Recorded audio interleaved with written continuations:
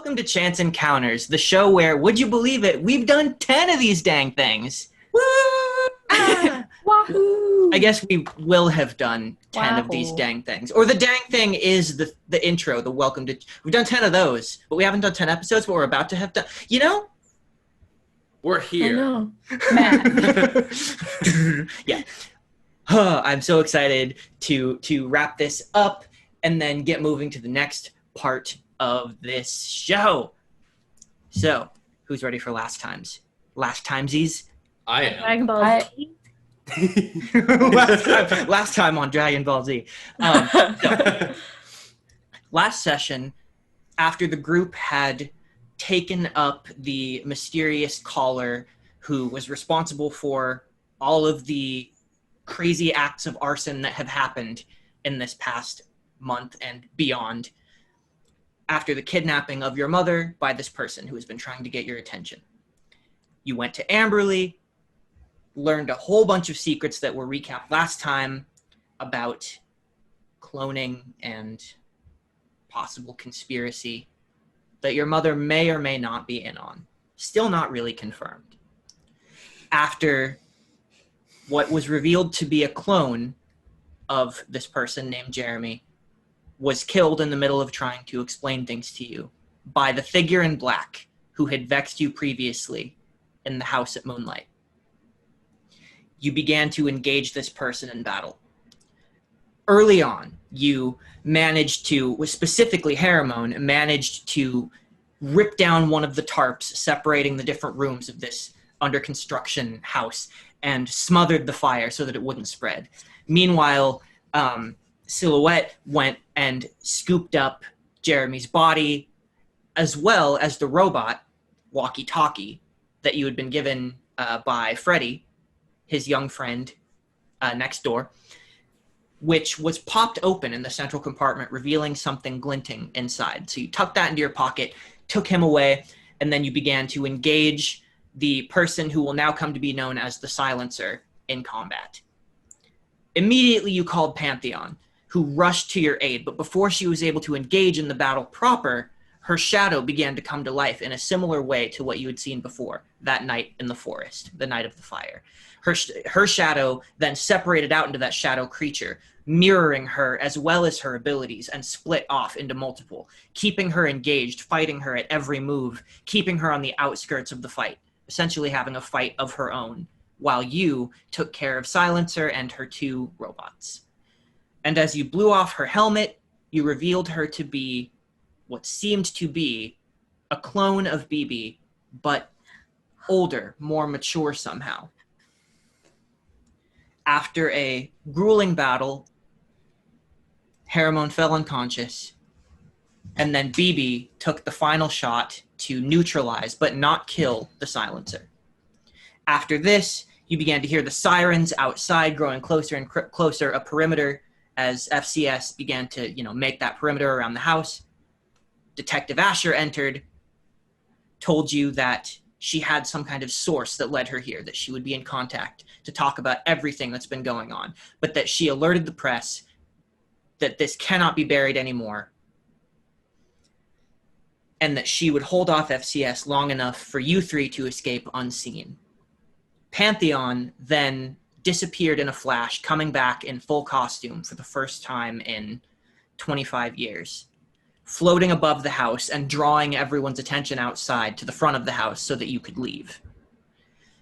Haramone, having received some emergency medical attention from Pantheon and from your own bag of goodies that you carry on you, you managed to keep yourself kind of up with adrenaline.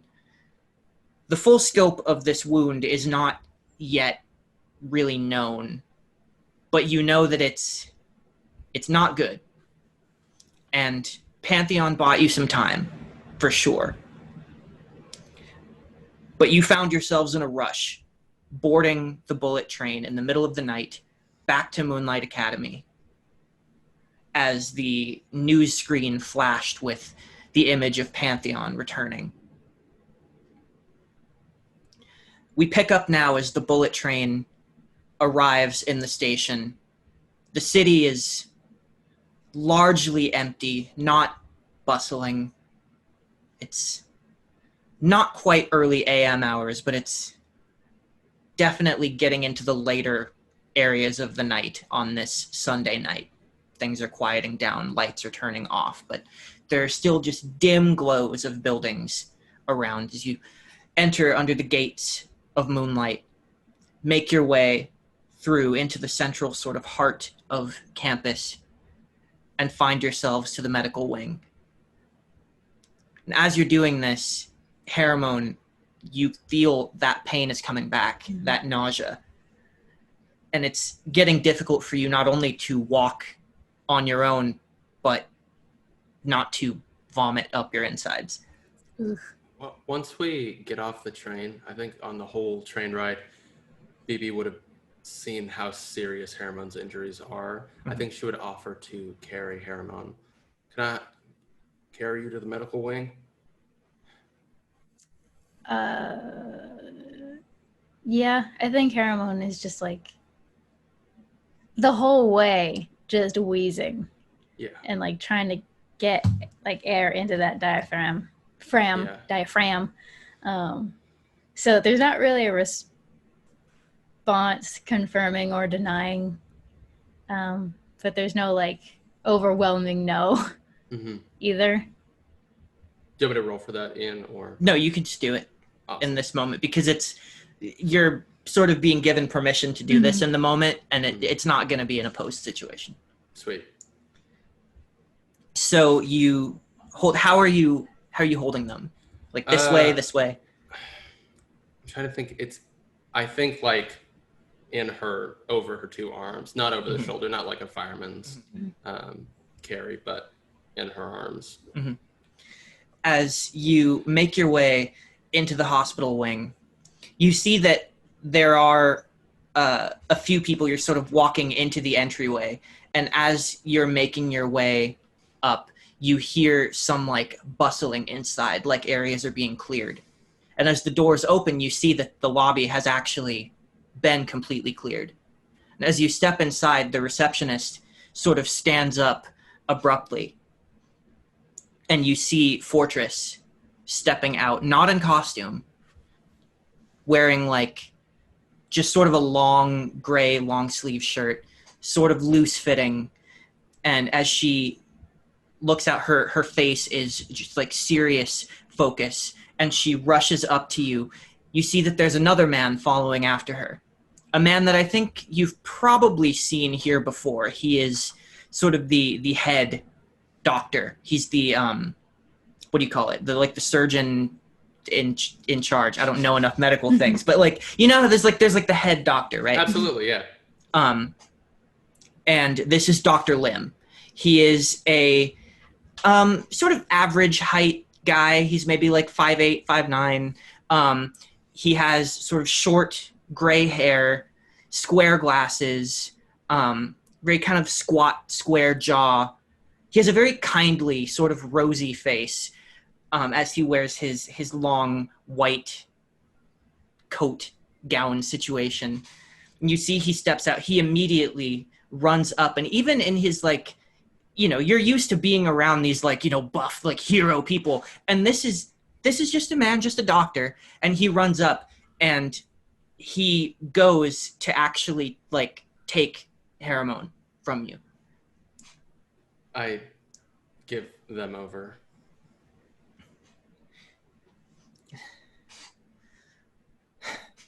They're in good hands. Don't worry. You did good bringing her here. And as he spins and starts to walk away, Fortress is just right on his heels, and she looks over her shoulder just very fast, just like it means follow. Just to an extent. I do. Yeah. You follow Fortress and Dr. Lim down this hallway. And as Dr. Lim takes Haramone through the doors, Fortress stops in front as the door closes. They nod to each other, and she turns to you. She goes,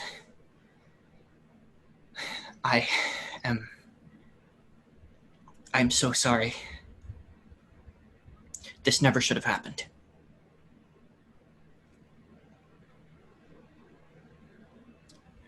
Yeah, it shouldn't have. Um, if you need to know what did that to them, it's this. And then I take out my mom's phone and I show the picture of the woman in black. And I probably snapped a photo of the plasma things as well, the sentinels.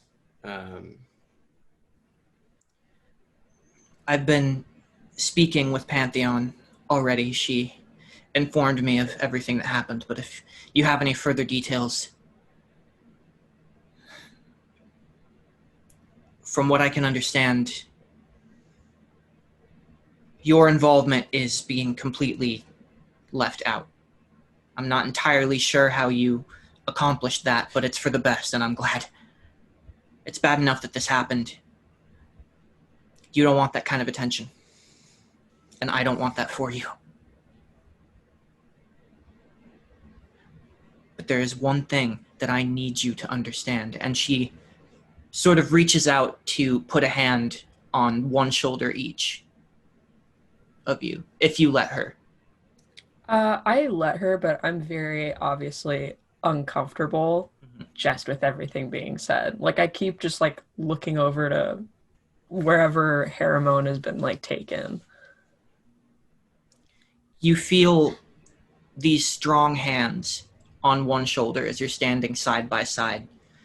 She doesn't quite lean into you. There's nothing intimidating about the move.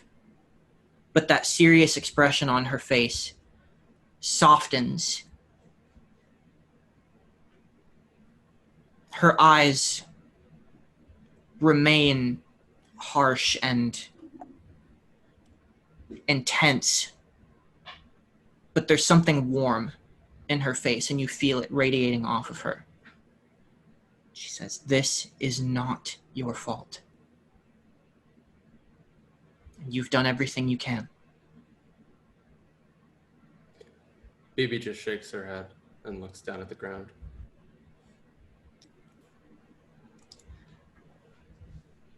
Go home. Get some rest. Haramone is well taken care of. I'll be right here. Silhouette, I don't want to speak for you, but I don't really plan on going anywhere. Do we say this? Are you saying this in front of Fortress? Yeah, absolutely. Yeah, I also don't really feel comfortable leaving.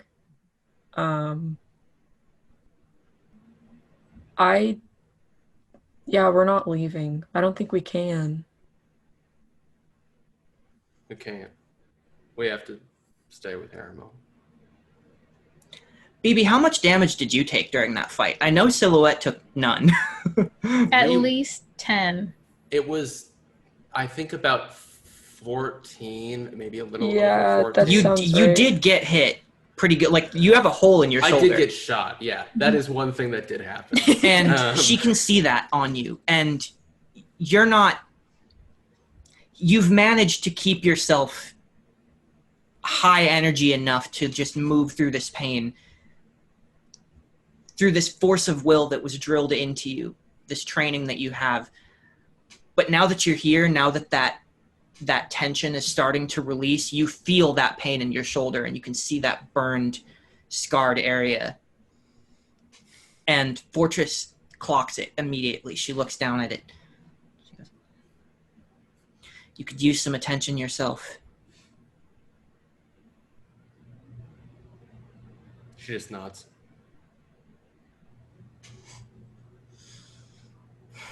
Where do I go?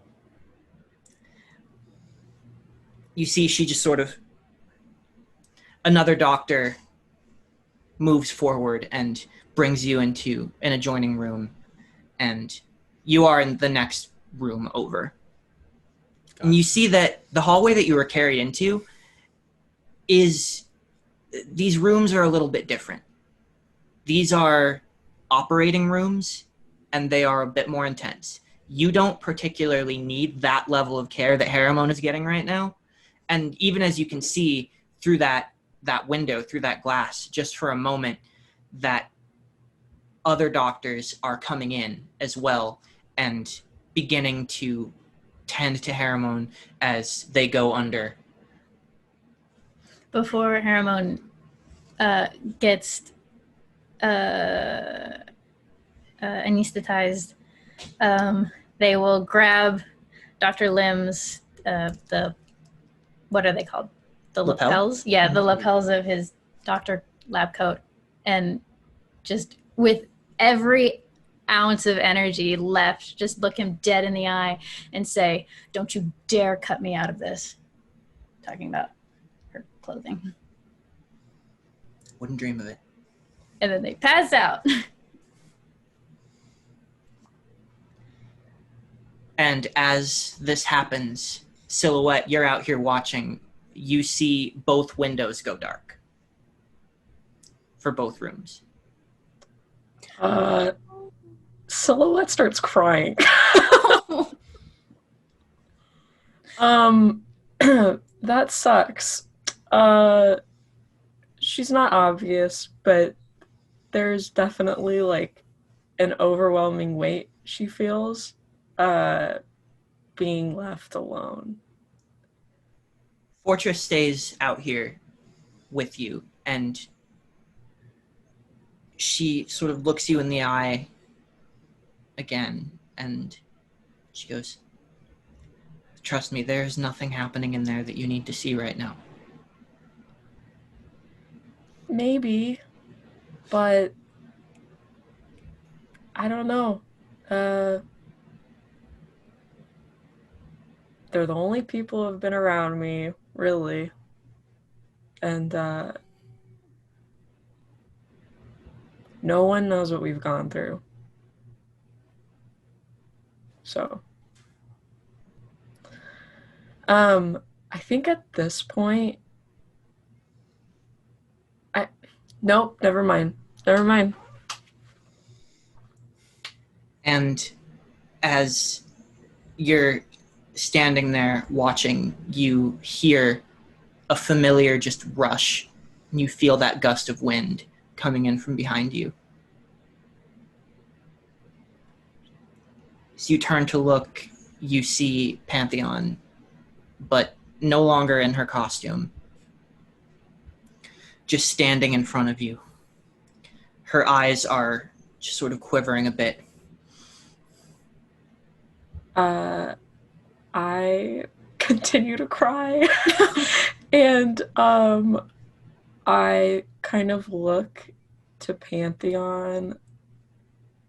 I reach for a hug. Yeah, she brings you in, and there is a controlled softness to the way that she squeezes your head just into her chest. You can feel the strength of her arms and the warmth. It's kind of intense that radiates off of her body. It's almost like electricity, but it doesn't jolt you. It's kind of comforting.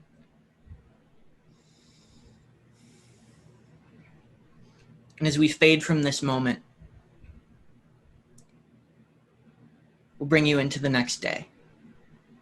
Silhouette, did you stay here? Did you sleep? I stayed there, yeah.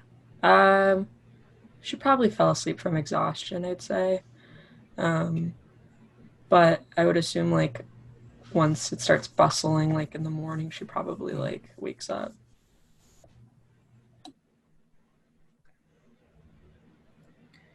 So you wake up, and what you find is it's still not bustling. It's pretty early in the morning. BB, you were treated pretty easily and pretty quickly. Mm-hmm.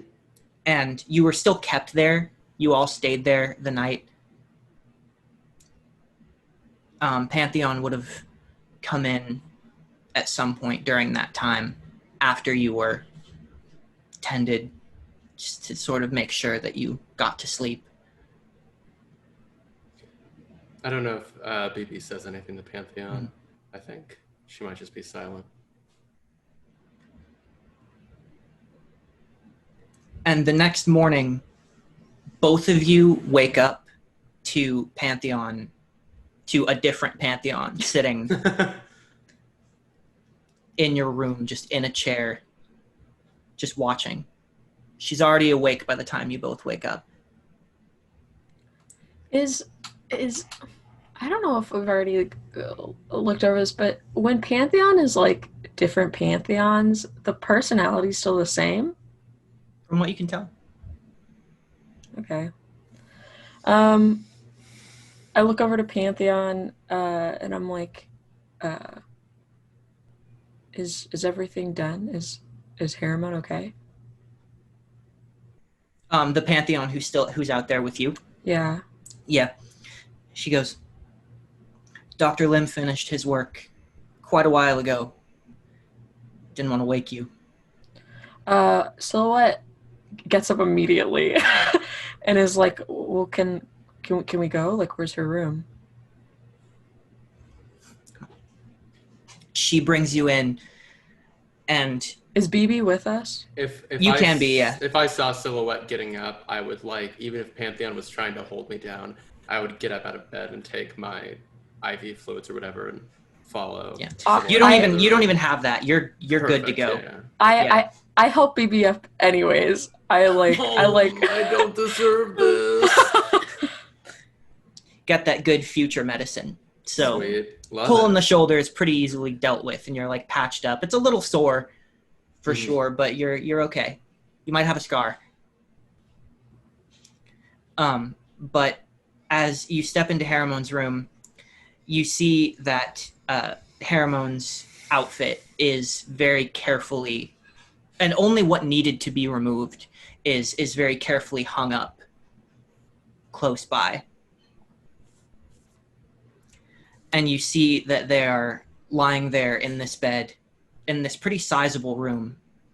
And what I was saying earlier, too, about this place not being bustling, it's still very, very quiet here. You went through a set of double doors into this hallway. You haven't seen this side of the hospital before, but other than the actual doctors and Fortress and Pantheon making their way through here, there haven't been any patients coming through this area. And you're starting to get the impression that this is a sort of more secret intensive care part of this place.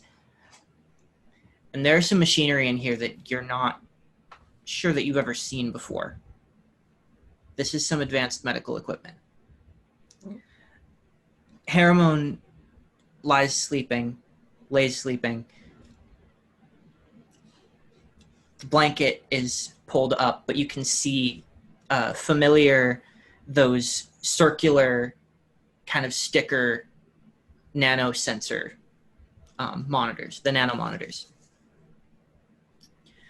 are like on their chest, and you can see their heart rate being monitored. They look okay. And Harriman, you're in this moment kind of sleeping very deeply, but starting to come out of it. Are you dreaming of anything? Dream sequence. Hey. Dream.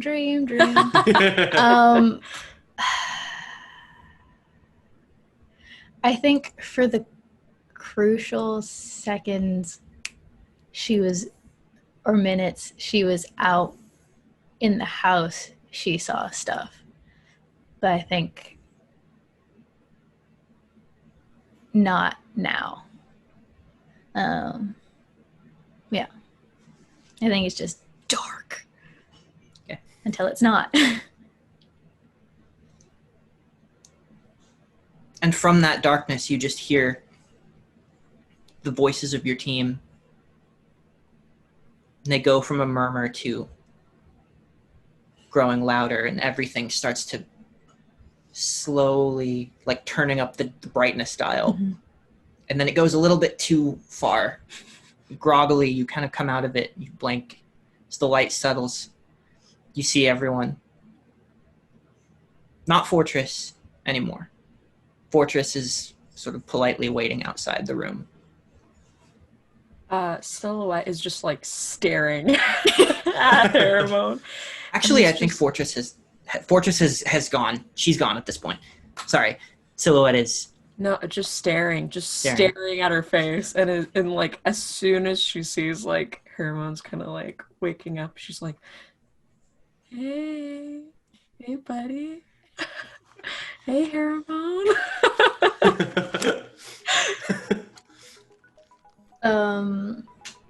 Herman just like is like trying to wake up and then notices like how close you are to their own face and is like, Jesus, Mary and Joseph.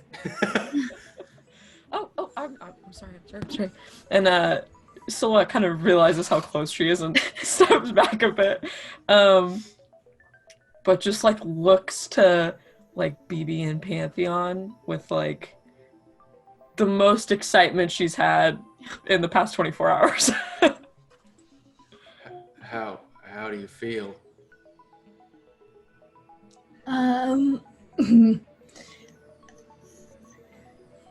Like Herman takes some like deep breaths. It's very sore. It is very sore. I can probably get to about here. Yeah, before it gets really, really, really bad, but I can breathe. I'm good. You stretch your fingers a little bit, move your legs. Nerve doesn't hurt? function's okay. You're not nauseous. No lung damage. Your breath starts to come more normally. There's just this nagging soreness and like a bit of leftover nausea, but you feel okay.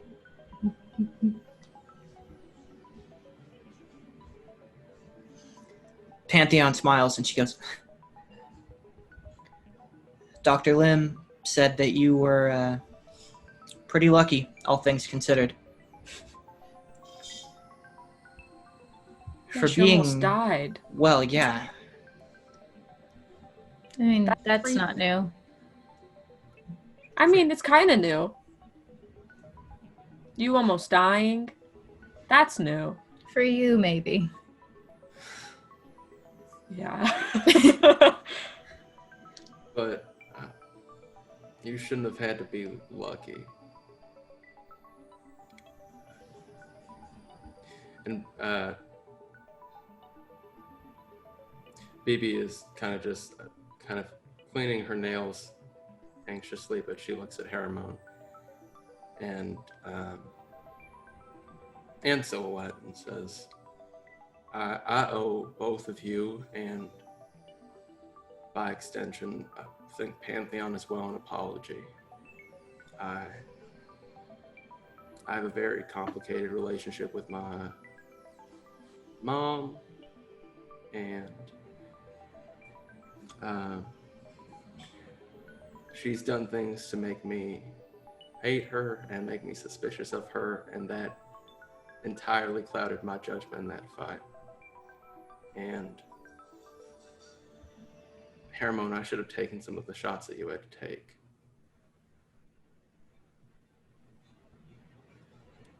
And that's on me. In that moment, my mom was just someone who needed to be saved and was trying to get to safety, and I didn't see that. I'm sorry, and I'll do whatever I can to make amends to both of you. I'm so sorry. Herman, while cracking jokes, is still too tired for a full conversation right now, so I think she'll just like flop out her hand for you to take and squeeze it. I squeeze their hand and just say that won't ever happen again. And then immediately it's like, what can I get you? Can I get you anything? Water? Juice? Pantheon says, BB, the fact that you know that you can admit that's all I want to see right now.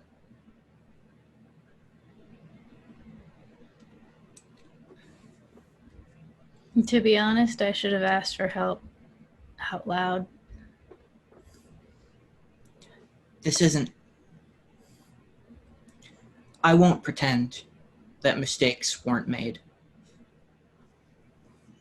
You've had a month of training. And I know that you've had your whole lives before that point, and that the same rules don't exactly apply, and I think that's why I'm here. But sometimes I forget how little time we've actually had together in the grand scheme. This team still has a long way to go.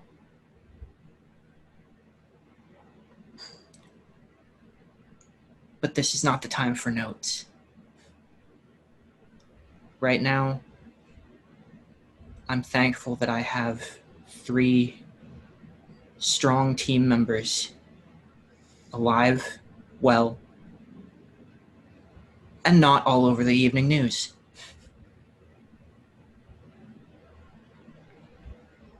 I don't know, a Sunday night spot would have been like kind of cool. Think about it. Silhouette kind of reads the room again and is like, puts her head down. Pantheon does laugh, and she goes, oh, well, look, I think it goes without saying that we're not going to have any training today. Fortress has called the midterm assembly this Friday. And as for you, Haramon, you were very lucky. No major organs were pierced directly,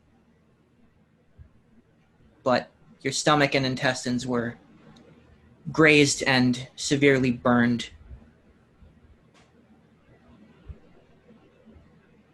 Strangely, it's lucky that that very, very horrible person had a high heat output.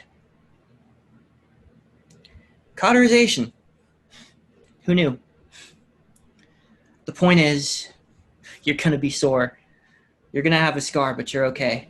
In fact, Dr. Lim recommended that very light exercise, and by that I mean walking, just trying to just stay on your feet a little bit, with intermittent resting, would be good for you.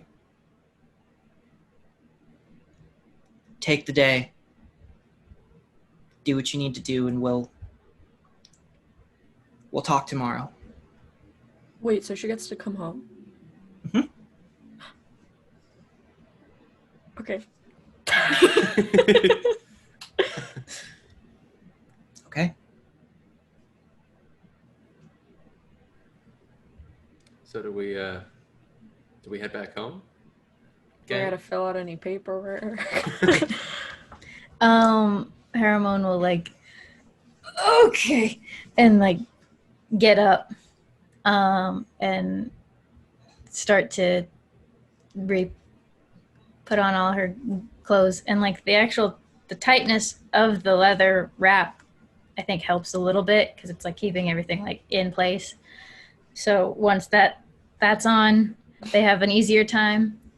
And I think the first thing that they do is hunt down Dr. Lim and start chatting him up about all of this shit that he did to them. And like using, so did you do this? Did you do that? Blah, blah, blah. And using all of the like medical shit that she knows. And as you're talking about that, he's very impressed by that. Maybe not entirely surprised, but what he gives you in response is there are certain things that you're familiar with and other things that almost sound proprietary or very different than what you're accustomed to. And you can feel it as you're walking. That soreness begins to fade a bit as you move and get more accustomed to it. And Pantheon says to you guys, she goes, it's worth noting that aside from Fortress and Dr. Guest, no one outside of this hospital, no one outside of this wing of the hospital, in fact, knows that you were gone. or what you did. That's not true. I'll do my best to keep it that way, isn't. but Wait, why isn't it true? I think we told Porter. and you Squad. told Porter, Link, Echo, Backtrack. Well, okay, to be fair, I didn't tell Backtrack. I didn't tell Backtrack where I was going. I just said I would need attention when I came back. We had to go on the farewell tour. Just say goodbye to everyone. So fucked. Oh my god. She goes, I can't control what you do from here and who you trust, but I can tell you that it is very, very highly recommended that you try to keep it that way as much as possible. The official story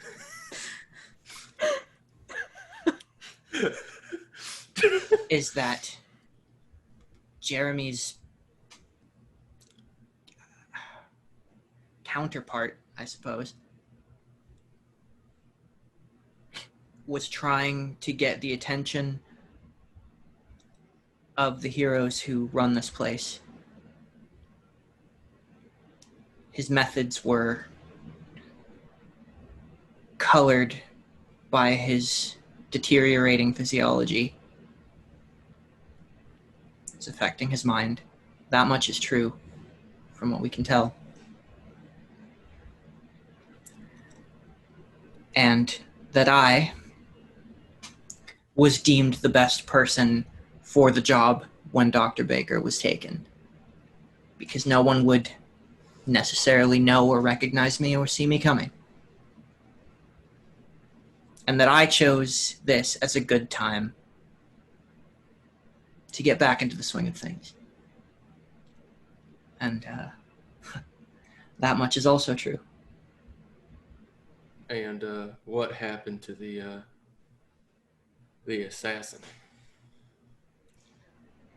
She is being taken to Blackstone, which is a good sign.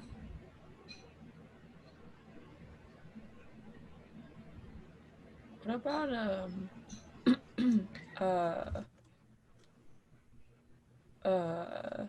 the other Jeremy's body? That, I don't know. But it was certainly seen by a lot of people, many of whom had cameras. See?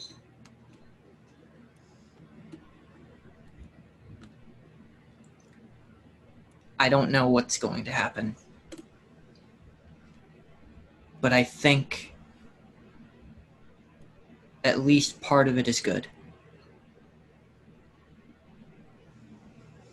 That's enough for now.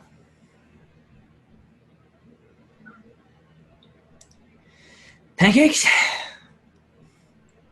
I don't know. I'll take that as a yes. Okay. So you guys have breakfast and then are free to go about your day as you see fit. So I'll go around.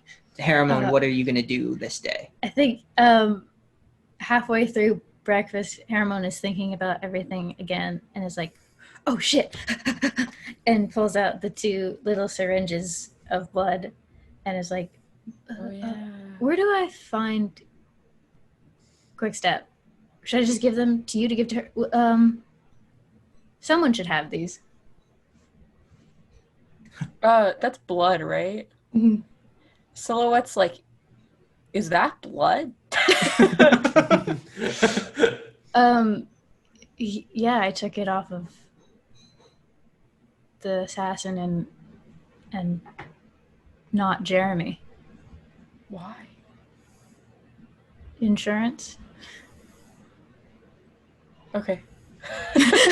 Pantheon will take them from you. It's like, this should be very helpful.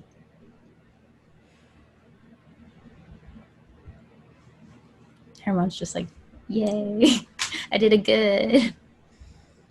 Mom isn't mad at me.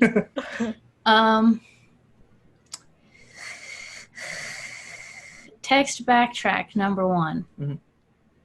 Mhm. Text Team Fulcrum number 2, but maybe in a group chat so all of us can see that one. And Group just chat, we're not dead. Yeah. The friend group is growing. Yeah. I don't know if Hermon has like.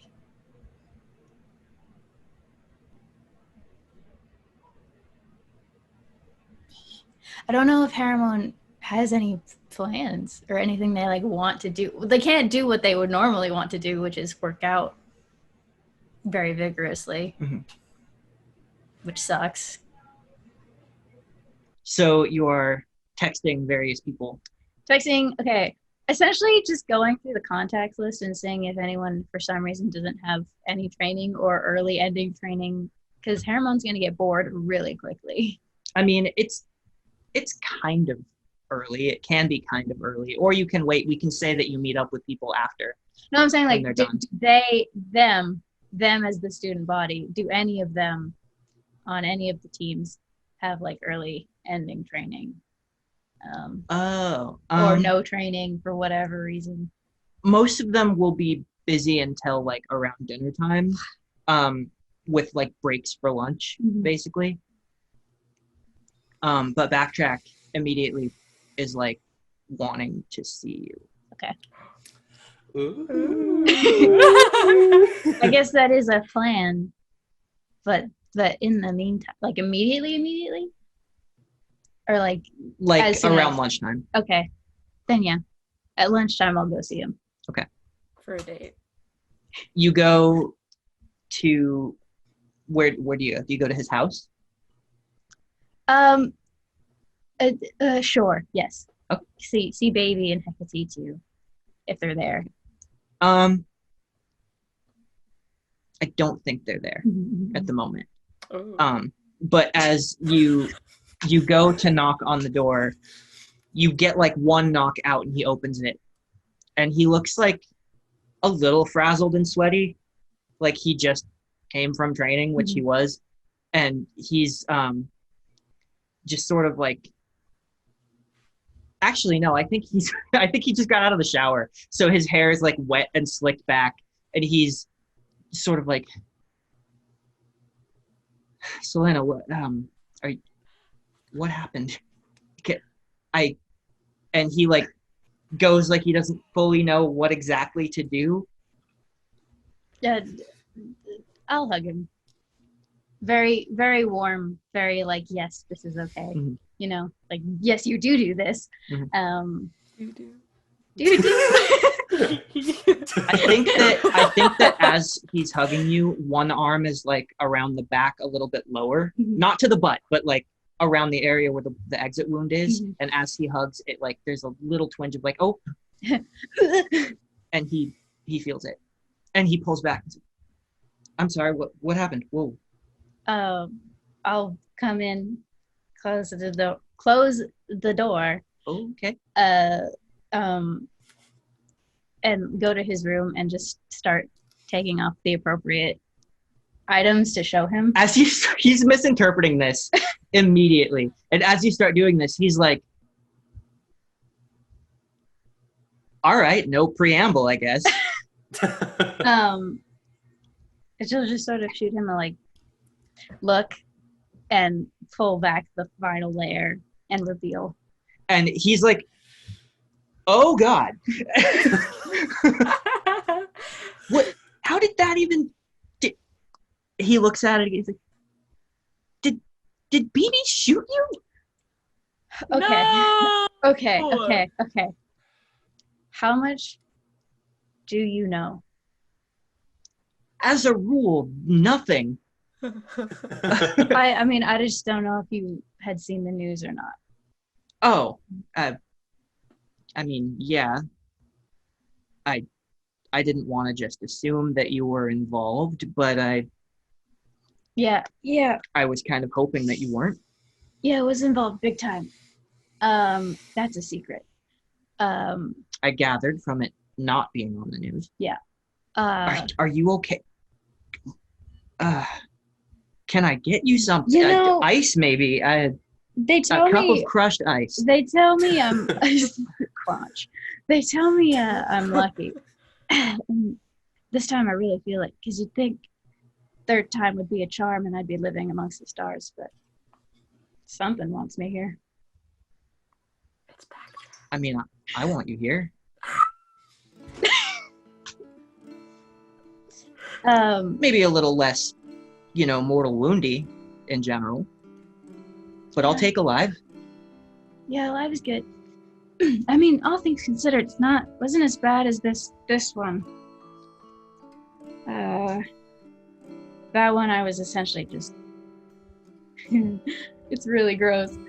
I was essentially cut in half, and like the chunk of skin was hanging on by just like a little flap, and they had to like take the chunk and put it was crazy. He takes like 2 fingers very lightly and just sort of brushes one of the older scars. And he goes, well, when you do eventually go into the sky, I think it'll work out. You already have all these constellations. Wow.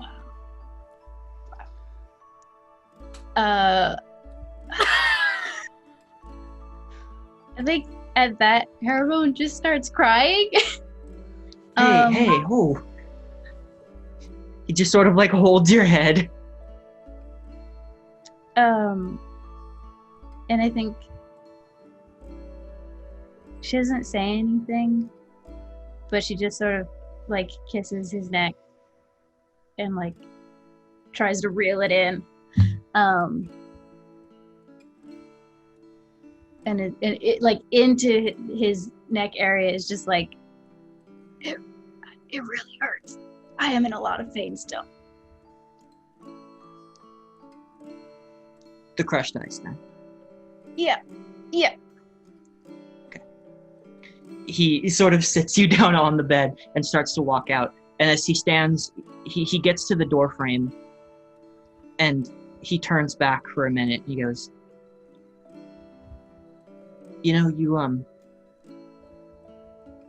Selena, you should really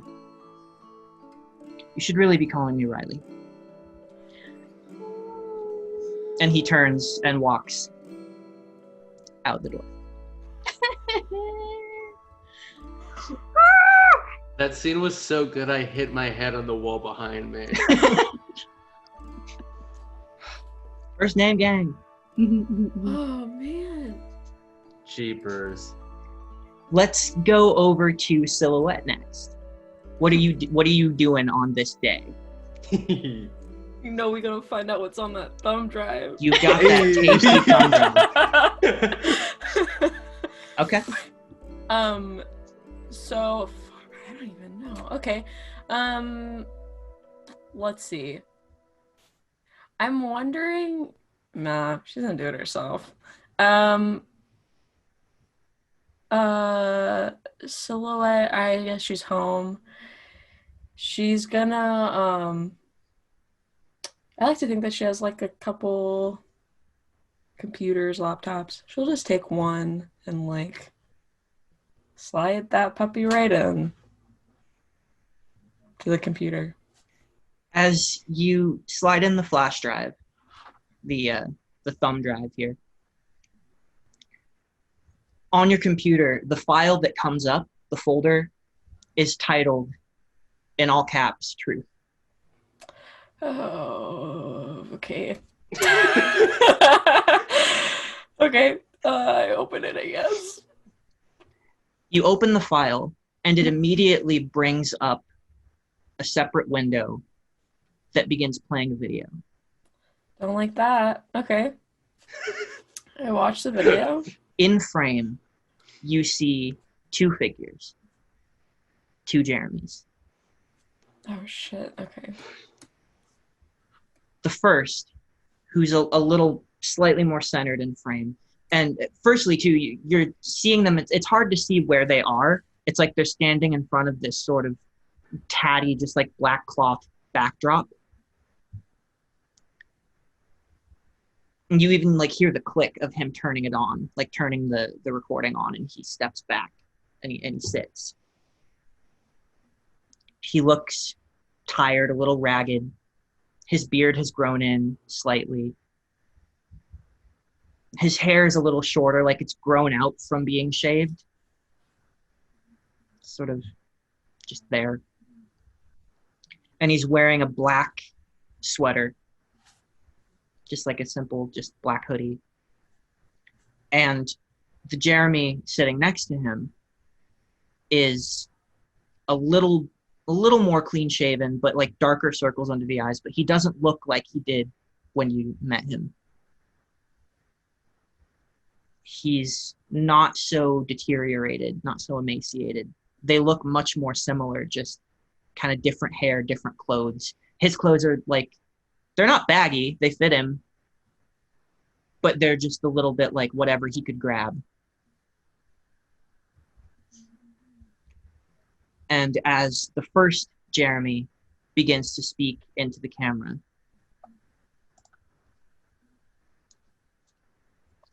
he says, "My name is Jeremy Johnson. If you're watching this, then I guess the truth is officially out of my hands and into yours. This recording is dated November 25th, 429 AV, which marks 10 days since my parents' death.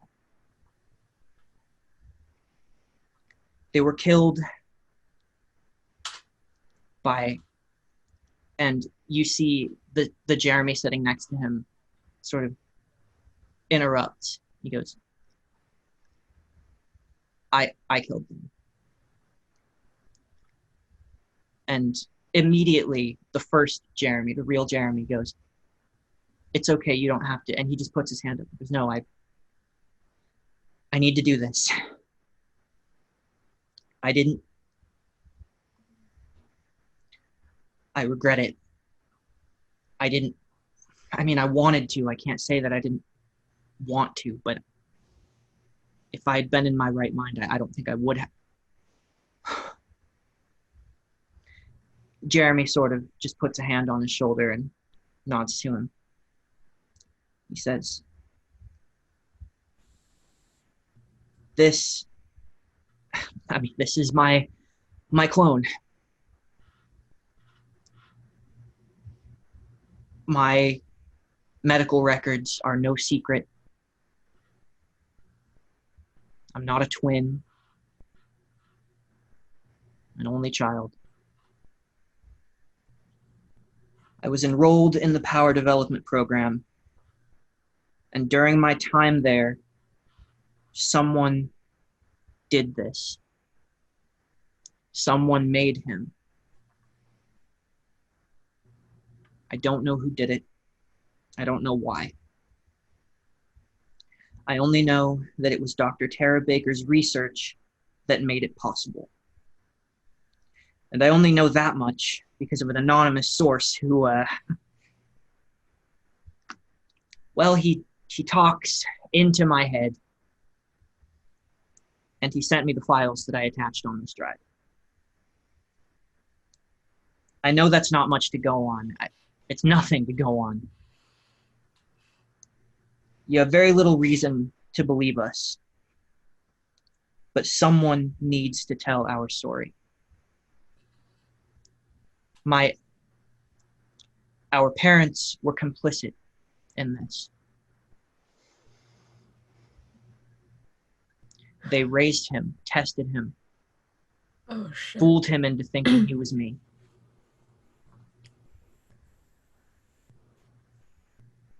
Until my source, the source, I can't explain it.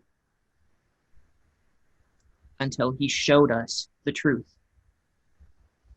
Whoever he is, whoever that voice is, he brought us together. And we're staying together till the end, whatever happens. Someone has to tell our story. I'm on my way to speak with someone who might be able to help us. But I don't know I don't know if we'll make it that long. He's deteriorating. The evidence is right there in the files. His body won't last. And even if it does, I don't know what they'll do to us if we get too close. I don't even know who they are. That's why I left this with the only person I can always count on. Oh my god.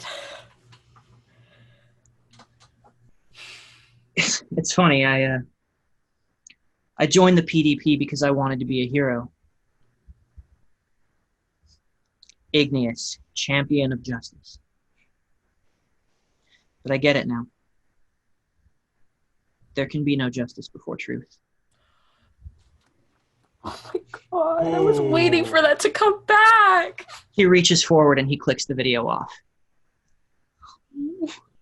As the screen goes black, you see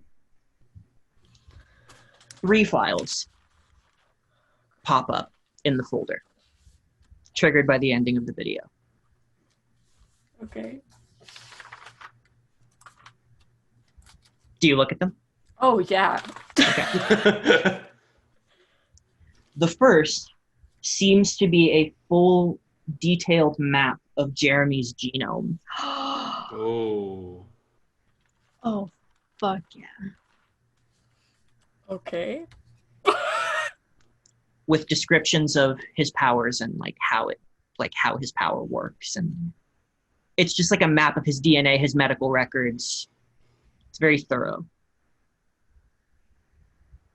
His birth certificate, there's like a scanned copy of the birth certificate in there.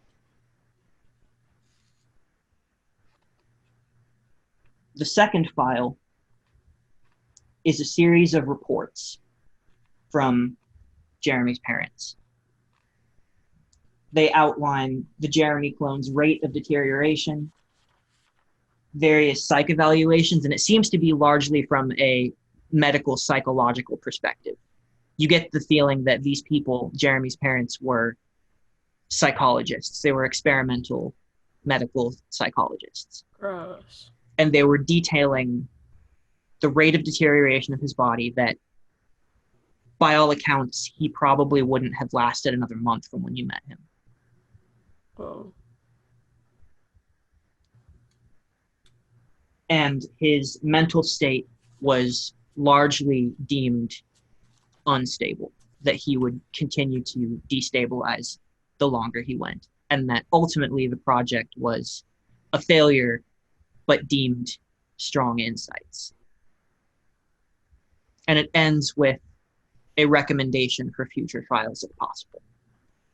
For future what? Future trials if possible. Oh.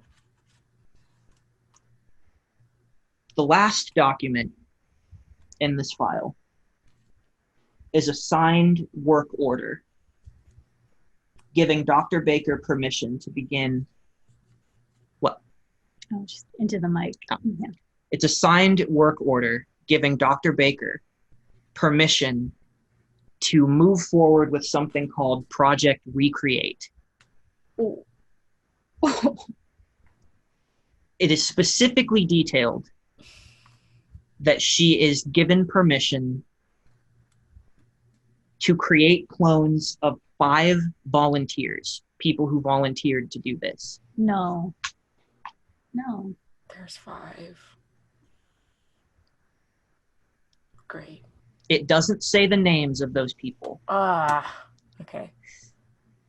but there is one name that is said that is given as a recommendation from the person writing this work order. And it says, recommended from my department,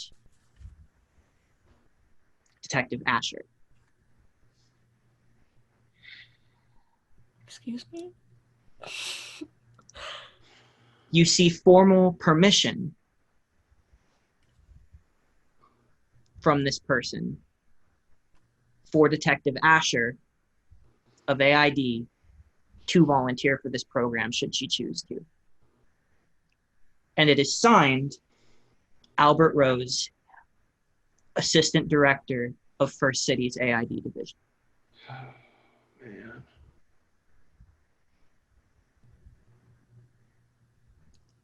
That's cool. It's worth noting that in this document, it stipulates that only those specific people, the project is only recommended and only approved under the condition that it is for specified volunteers, and this is the person that he is recommending from his department.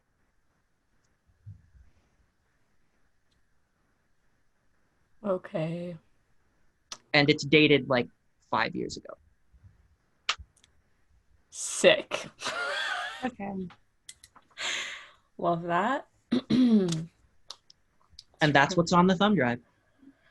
Cool. It's great. Love that. So fun. Absolutely bonkers. Wow. Okay. So I don't. Okay. So I mean, I hate you, Ian. Okay. Silhouette is like, this is one of the first times where like she's like fearful, like she's just like scared. Oh man.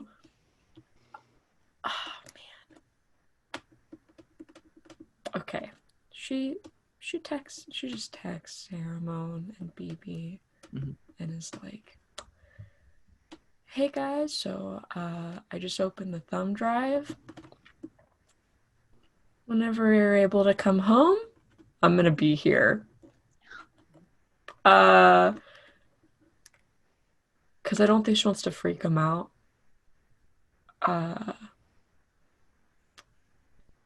And I'm gonna choose to not say anything to anyone. I'm keeping it to myself for now until I see Harriman and BB.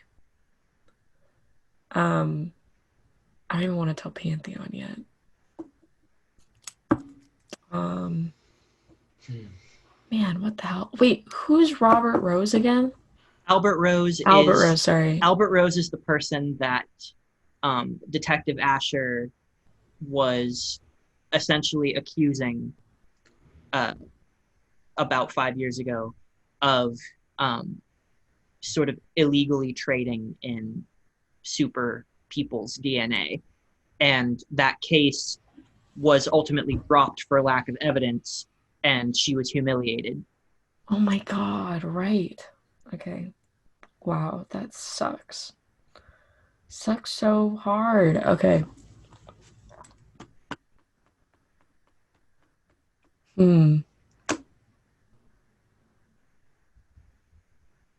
Okay. Silhouette is also going to email. Would I be able to find Doc? No, because then what the fuck? No, she doesn't do anything. She is a sitting rock. She doesn't do anything. She can't trust anyone. Okay. What a mood. So, BB, are you going to do anything before the group reconvenes to watch all of that together? I think that throughout the morning, BB is just hovering over Harriman and it's just offering them liquids and food and just asking if they need anything. How would Harriman respond to that, do you think? Because I feel like it's almost invasive. Yeah. I think Harriman would just like sit Vivi down and be like, it's not your fault. It's not. Honestly, I'm just glad you're the one who says bang. I don't know if BB would laugh at that, but I found it funny. But it's not your fault. BB just grabs your hand again. and just says, I'm gonna make it up to you. It may not be my fault, but I'm gonna make it up to you. You can start by leaving me alone, God. No, she wouldn't say that. No, that's fine. But she may just like quickly get up and go, but debatably it was my fault, and then walk away. No, it's okay. But so when Silhouette sends the text to our group chat, which is the three of us, I think Silhouette actually hears a ping from the bathroom behind her because BB's just sitting in the bathroom staring at her mom's phone in the picture of no. Oh, God. And yeah, she's just sitting there looking at the photo of the woman in black, the assassin, fake BB, on the ground in the house. And I think at some point she tears herself away from it and she starts to look through the phone. And she's looking for possibly messages from her dad, which I don't think she's expecting to find. She's looking for anything that might seem suspect, maybe stuff about cloning and stuff, but I don't think she would anticipate that stuff would be hidden. Yeah. She's just doing a general sweep and seeing if anything piques her interest, but is looking for personal stuff as well. You get the idea that this is like almost like a work phone rather than a personal. That makes sense. And she's not likely to just leave her files and incriminating stuff just around. So from just a general searching stuff over perspective, there are not chains of saved messages. There are no saved messages. You can look at the ingoing and outgoing calls, and you see the call to FCS. You see the call that presumably, like, you're kind of timing it in your head, and you see the call that like Jeremy made or fake Jeremy made to you from this phone. Beyond that, there really is nothing incriminating on this phone. For sure. That's what I basically anticipated. So I'll look at the text from Joe. I'll pull up my phone and look at the text from Silhouette, and I'll go out of the bathroom and I'll just sit down next to her. And I'll pass over the phone and just say, I don't know if there's going to be anything on this particularly incriminating or useful, but if you ever want to go through it, be my guest.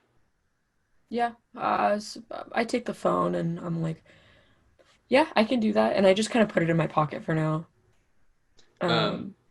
Should we...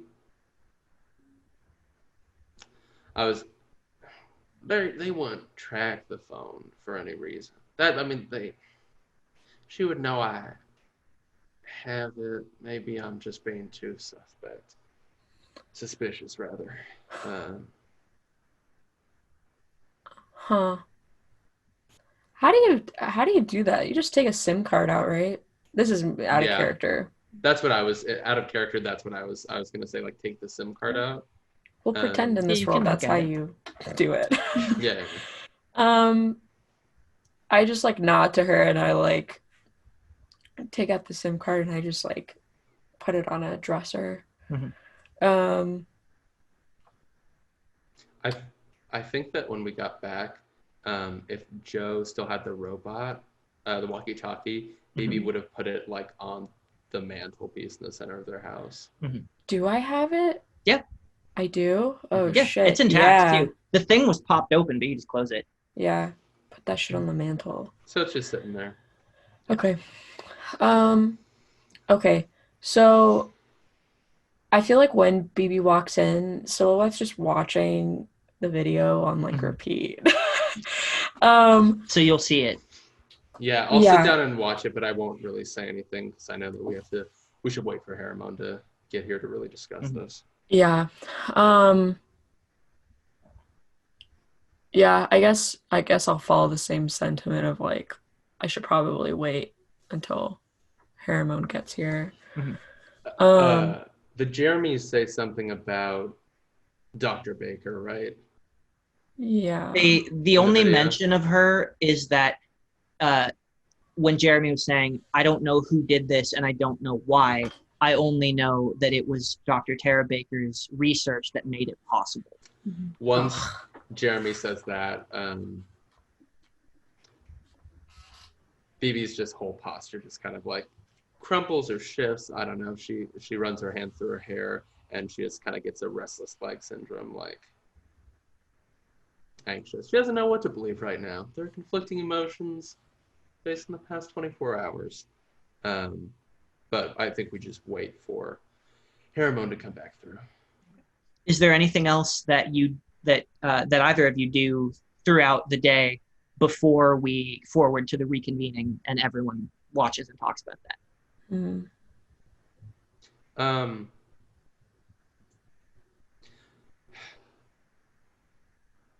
I guess I don't know. I think that BB's kind of looking at the walkie-talkie and is turns to Silhouette and is like, "Hey, what if we could give that walkie-talkie back to what was Freddie his name? Freddie, yeah. Maybe you could use it to I mean, you could change it with your technical prowess and add a little bit of a enhancer to it, and he could let us know if anything ever happens at that house again, or if he ever needs any help. I don't know." Yeah, no, I think that's a great idea. Okay, so we could definitely do that, right? oh yeah, I'll grab it and bring it to you, and maybe just watch you tinker with it while we wait. Yeah. Harriman, about what time do you get back? What time does your date end? As soon as like they get the text and read it, they're gone. Okay. So I think we like Hermione comes in, but like her lipstick is smudged all around her face and her hair is a little more frazzled and her clothes are very clearly hastily put on. And we have a small panel of Backtrack just covered in lipstick kisses. And she's like, okay, what happened? So I kind of like stares at Harriman. And then is like, yeah, just come sit over here. So you watch the video, you read the files. Yeah. I know this is a lot, but I didn't really want to make any decision until you guys also saw this. I don't know, how does Harriman feel about? Harriman sort of like does this and stares at the computer for a long time.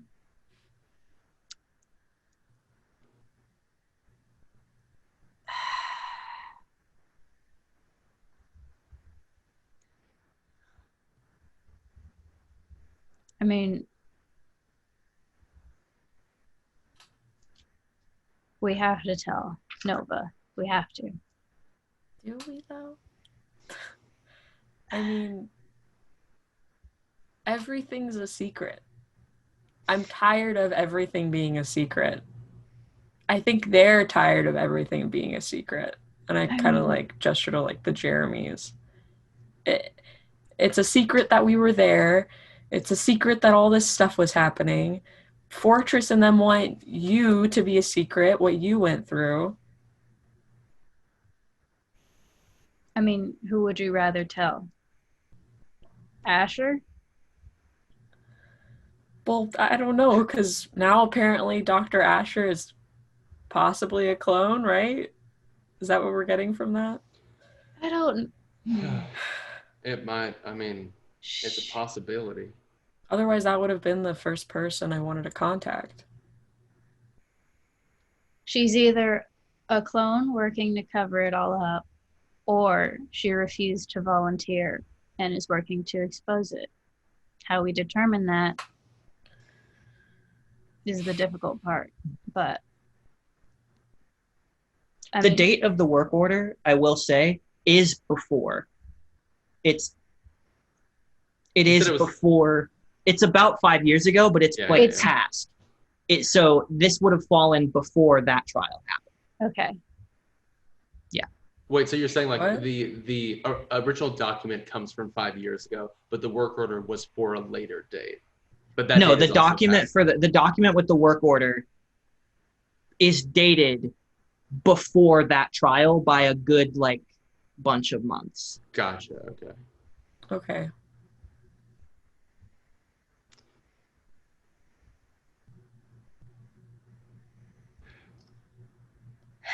I mean, if we don't want to go to Fortress and we don't want to go to Asher, we can either go to a reputable news source or go to Pantheon and see what she thinks first. Yeah. I mean, honestly, my first thought was to just release it. But I don't know if that will do any good or how it would be twisted. But I think any way we put this, it'll be twisted.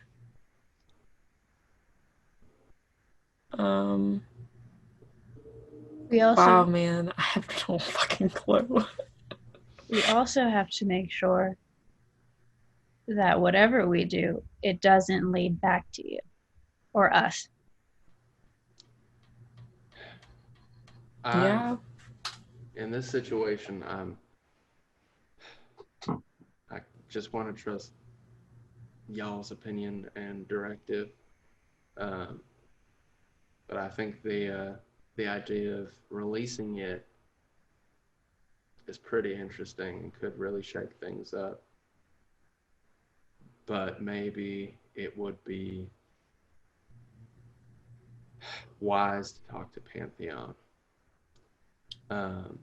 But I really don't trust Detective Asher. And I think we've talked about it before, but I'll bring up the dream I had where I saw them at the power development program Oh, yeah. station. I forgot about that. It's also worth noting too that the Detective Asher that you saw in your memory didn't have the scar Gotcha. that she Okay. has. Um, That was mentioned before. Gotcha. Okay. Perfect. Thank you. And I mean, she came to Moonlight to investigate the arson, the fire, without any official authority. She came just by herself and lied her way in, didn't she? Yeah. And how did she know where we were?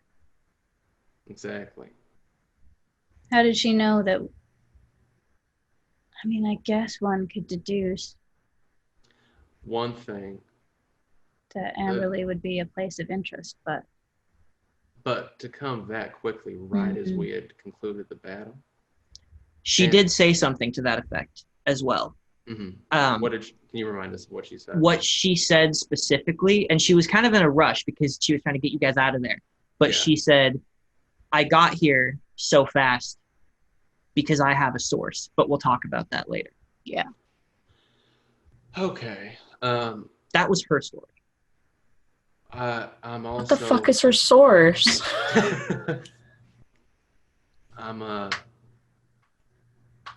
The thing about when Jeremy heard the person speaking in the back of their head, that sounded like what happened to Joe and I at the party. Oh my god. So it feels like there's at least two people with powers in play whose identity we're unaware of. One, the person who can control shadows and who kept Pantheon occupied during the combat. And two, this person who can telepathically speak to people. They could be the same person, but I don't know a lot of people with multiple powers. I think this is actually something we discussed before, but that's super rare, right? Mm-hmm. Okay, gotcha. There are no major villains that you're aware of that can control shadows and have telepathy. Okay, gotcha. Being double powered is that's just rare in general, right? Yeah, I mean, it is definitely a much smaller margin of people who have multiple powers like Fortress or Pantheon, but a lot of the big name heroes do. That's true. I completely forgot that our mentor even has powers. Has like 5. Yeah. Yeah, Six. a lot of the Nova members have, at least a few of them have multiple powers. Mm-hmm. I am struggling because I feel like I'm being shown how the bad people do things. And I feel like I'm not seeing how the good people do things. And I have to go home and report everything as objectively as I can. And I'm not, there are tally marks against and not so much for, you know? Giving all of this to Nova, especially considering they're not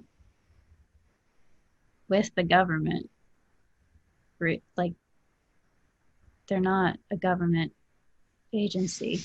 It would be a lot harder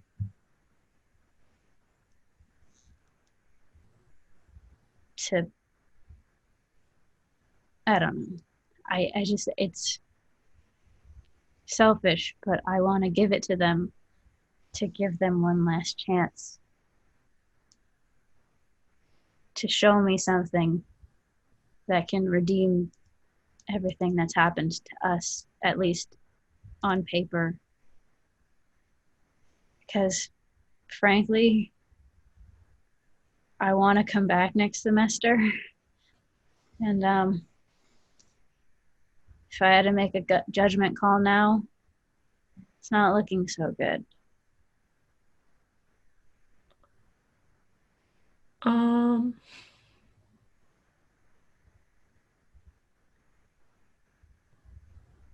Damn. Okay.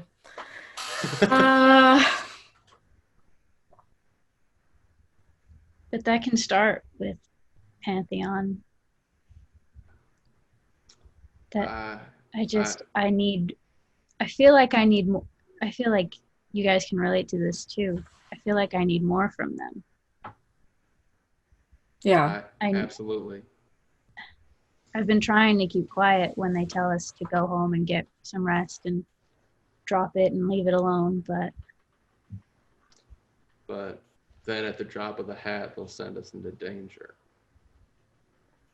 I mean, we're specifically called to that house, but there were probably other ways to go about that. I don't know. I wanted to go, but I think we should talk to Pantheon, but I think Hermon is right that we should try to give Nova one more chance. But Joe, can we make a copy of those files? Sure. Yeah, I don't see why not. So I'll just duplicate them. Yeah, I'll just put it on like another hard drive or like another thumb drive. Mm-hmm. I'll put it on a couple. Yeah. During the time it takes you to do that, you guys hear a very fast, decisive knock on the door. I'll go and open it. You open it, and you see Porter, Link, and Echo standing there. And Porter is wearing this big trench coat that's way too big for him. And it's like covered up and pulled up. He goes, let us in. I just kind of gesture them in. As I hear them coming in, I close the laptop. Okay. Yeah. As you close the door behind them, like, is anybody else here? Not that we're aware of. Okay. Cool. Ready? All right. Okay. And then he pulls open the trench coat, and you see that inside he has these little like hung up strung letters in the inside rim that says "Welcome back" from ? In parentheses. And you see Link just completely deadpan reach into their pocket of the inside pocket of their suit and pull out a little noisemaker and just with just a dead expression go Wow. Okay. sorry we couldn't do more. We didn't have a lot of time to prep. And Echo pipes up and she goes, I would have done something too, but I didn't on account of it was stupid. Oh my god. Welcome back. I think oh, you go. No, you go. No, you go. No, you. Okay.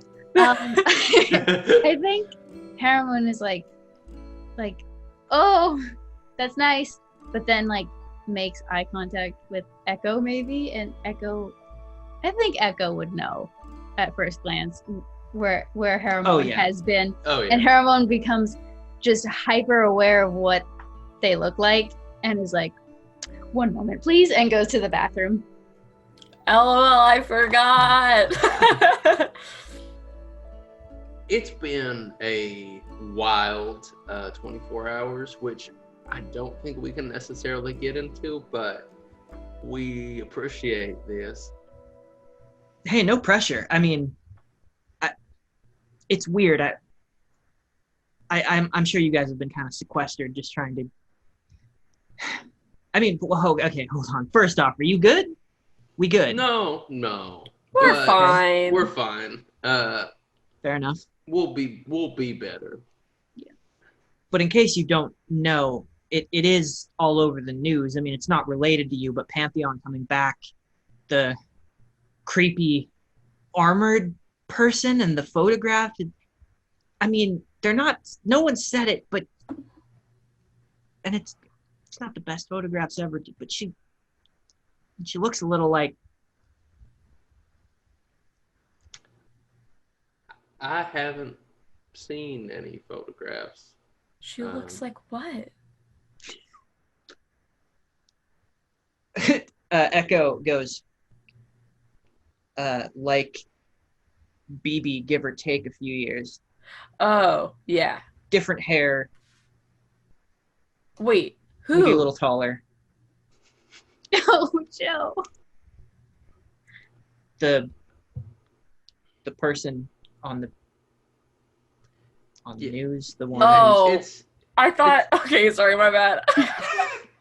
It's really crazy that Pantheon's officially come back now. I guess we should have expected it when she came to the school, but now she's out and about like a real old-fashioned superhero.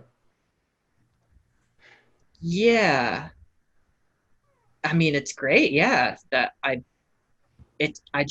we saw what happened and her being there, and I knew that you were leaving, and we just assumed that you were probably involved somehow. But it's as long as you're okay, we don't have to talk about it at all. We can just, go get dinner or something. And I am starving. I go and knock on Hermon's door. Hermon, are you feeling like you could eat some dinner in the next, 30? Harriman comes out just barefaced, just not even gonna risk it again. With not the usual garb she's wearing, just very like street well, keeping the wrap because the wrap helps the pain, but everything else is like normal streetwear. And she'll come out and be like, yes, that sounds great to me. Well, let's head out then. As you guys are sort of getting ready to head out to Porticus, you guys heard about Asher too, right? Like that was, it's wild. I mean, she was just here and now she's. What about Asher? Well, I mean, they were expecting we were expecting to hear about maybe like a formal reprimand or something for it came out that she wasn't supposed to be here. But instead of a reprimand, AID has come out stating a formal commendation. That's sus. As we're like leaving, I don't know if we're like leaving yet, but when we do, Haramon will just double check and make sure that we have both of the thumb drives are on our person and are not left in our room unprotected. Yeah. That Well, I guess I'd say all three. that person, it's weird how the media works. They already have a name for her. They're calling her the Silencer.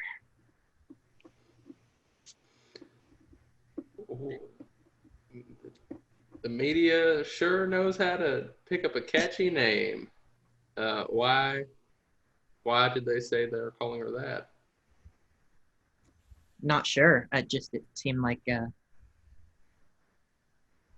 description of what she did, like a silencer. How's y'all's training going? Good, yeah. Hard redirect. Yeah. I just thought you ought to know. I know that we're always coming here telling you, hey, people are talking about you, but hey, people are talking about you. No, why? But it's okay. No, it's okay. I mean, they don't know. Nobody knows anything. It's just, you're Pantheon's team, and she got wrapped up in all of that stuff and suddenly reappeared in the public eye and apprehended a new super criminal. So, nobody's really seen you around today. So people are just sort of, nobody's talking about it outright. At least not in public. Haramon will just like lean in to Vivi and Joe and be like, I mean, if they're paying attention, it's not that hard to figure out, let's be honest. Joe.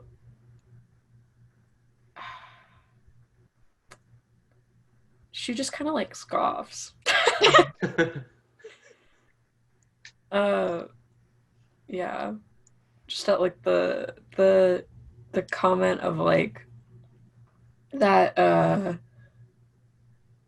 already forgot. She just scoffs.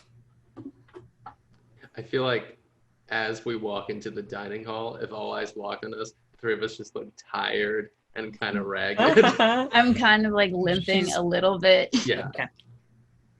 So you guys enjoy a nice meal together, possibly avoiding the topic at hand, just sort of catching up a little bit for the past day.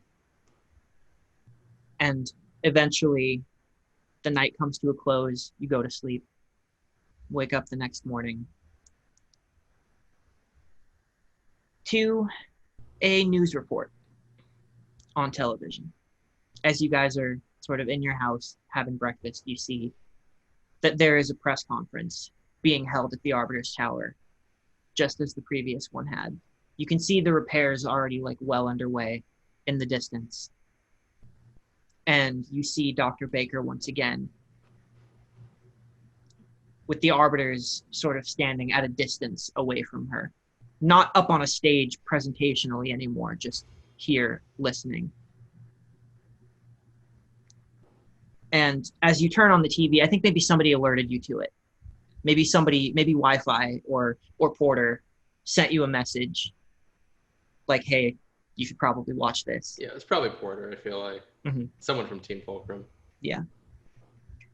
And as you watch, you kind of tune in just after it started. So she's already started speaking.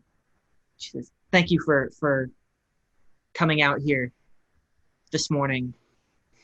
I know that the press and the general public have been chomping at the bit for a statement from myself regarding my recent experiences, and I believe that you deserve a proper explanation.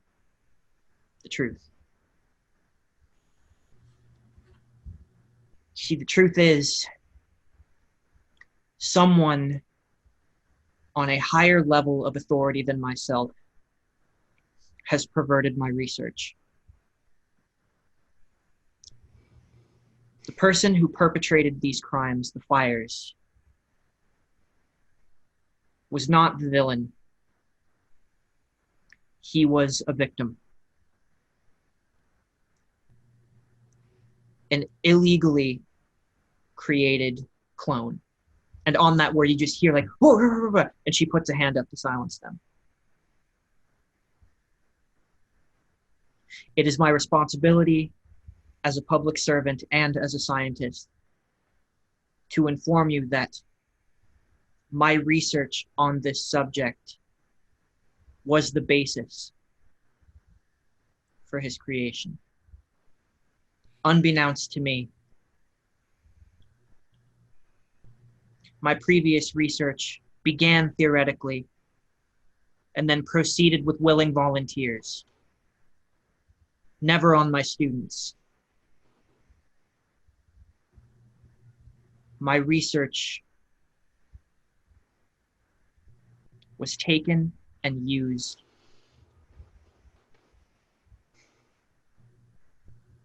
two scientists working for Alma, complicit in this, who were burned by the copy of their own son.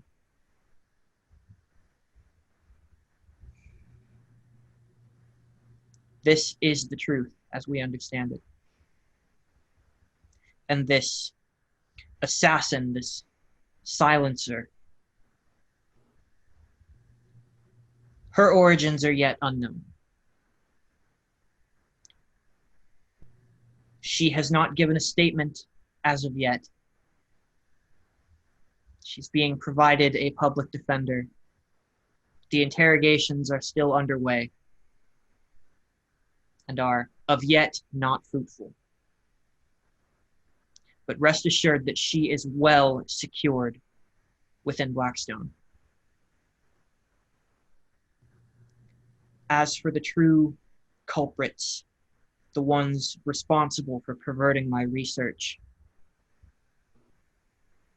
possibly sending this assassin to kill this innocent victim, these people must be brought into the light of day. Consider this my first step in that direction. Wherever you may hide, whatever power you may wield, we will find it and we will wrest it from your grip. Be ready.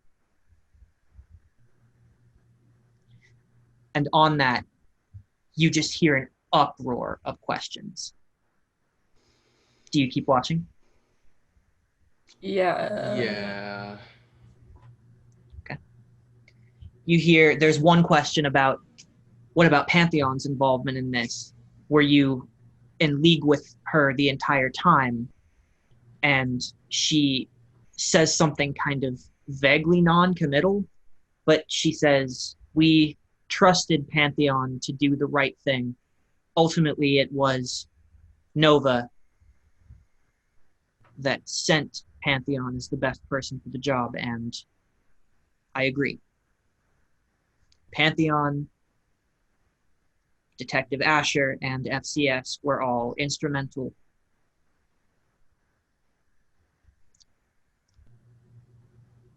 in saving my life.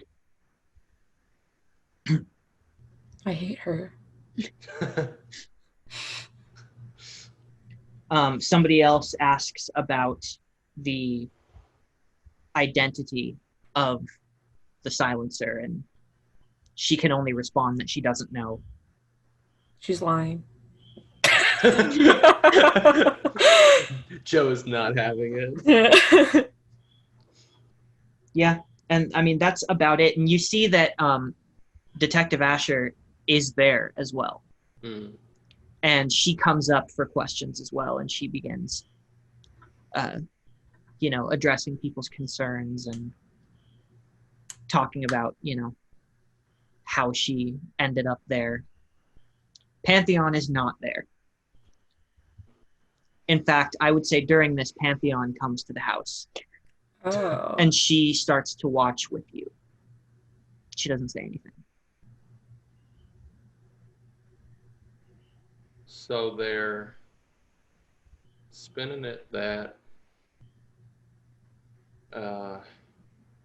Igneous Jeremy's parents were responsible for his clone, and that the silencer just appeared. That's kind of just an open question to the room, but maybe directed at Pantheon. The official story is that the Johnsons were complicit, and that much seems clear. They were raising this copy of Jeremy. I don't know why or what they were doing. You haven't shown her the stuff yet, right? I didn't think so. She says, we have no idea what they were doing. And honestly, I don't know if, I couldn't tell you if Baker knows. I think Hermione, had been like resting her head on Pantheon's shoulder, and when she said, "We don't know what they were doing or what it was for," she'll just like lift her head and look at Joe. What are you looking at me for? Baby will also look at Joe. Fuck! Are we telling her? I think we had kind of. Did we land on that? We skirted around it and talking about it. We did. Yeah. We kicked it upstream, but we didn't. We didn't decide on it. We didn't decide. Mm. I think we should. She's gonna be like everyone else, and she's gonna tell us that, like. I think that we could also, since we have those copies, we can just release the information if we wanted to. Mm-hmm. Like if they seem like they're just gonna be sus about it, we just drop the information. So we're not gonna show her, but we're gonna tell her.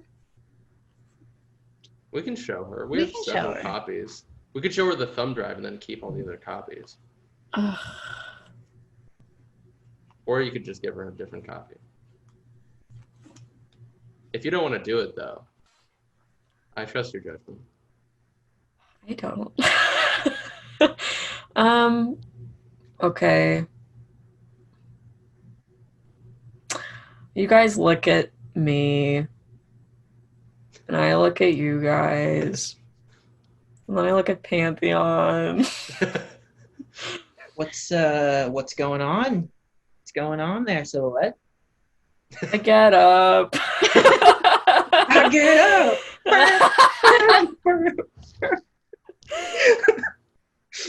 I get up, and I go grab my laptop. Is something happening? Something is happening. And I put the thumb drive in. As soon as you click on the video, everything goes hard. And I just sit next to her and I show her everything. She reads through the files. Then when it's over, she just sits back and crosses her arms. Oh. Yeah.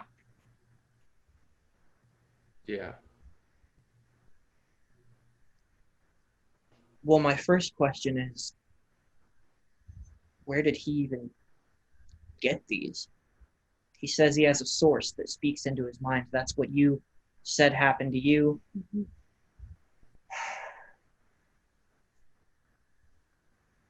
Having trouble reconciling the voice in the shadows as well, because on the one hand, they lured you away from the fire, but on the other hand, they kept me from helping you. We have a lot of disparate threads, but this is something. This is good, and frankly, I do think the public should see this to some degree. But yeah. I think Fortress should definitely see this.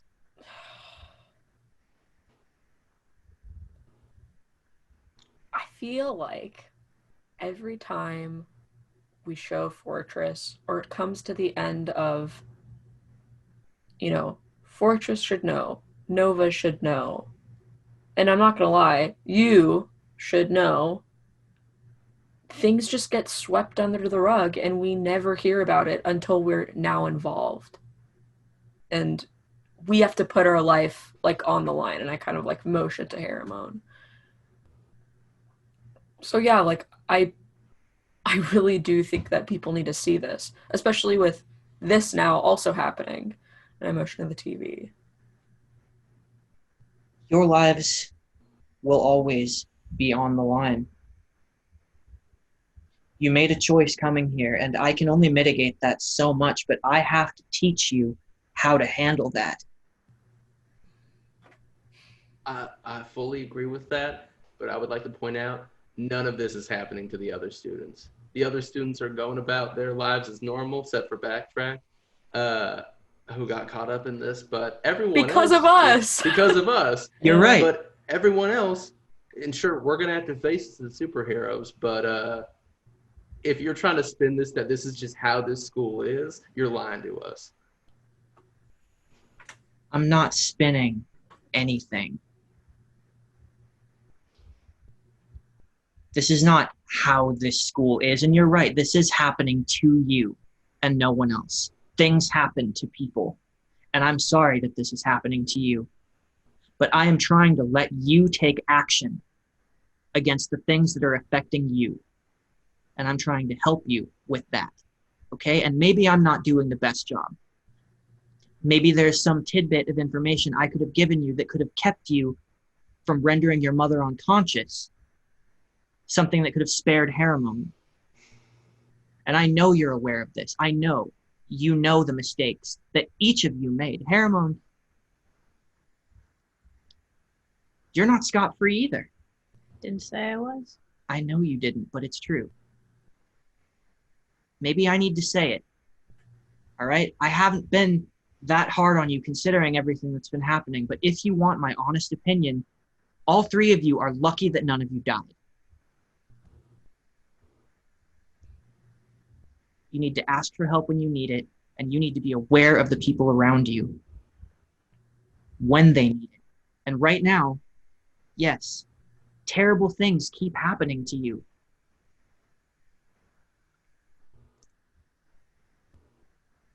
We are all trying to figure out what we need to do, and I am the person in the room. I am the voice in the room who is keeping you in that loop to the best of my ability.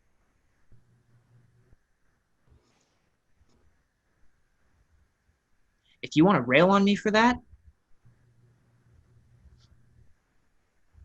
maybe you have some things to consider. All right? But I'm here. I'm what you have.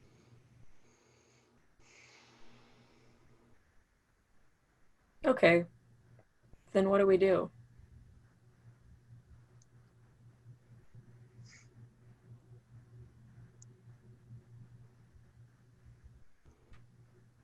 Well, first thing, Asher has been in contact with me. She wants to meet with us today, as soon as possible, at your earliest availability. You pick the place, or I pick the place, whatever. But I think it's important that we hear what she has to say. I'm not fully convinced that we can trust her. I agree. I think that she should just come to the school, meet in, an office somewhere. There's no reason why we should have to go to her. My only concern is drawing attention to you. People already suspect us.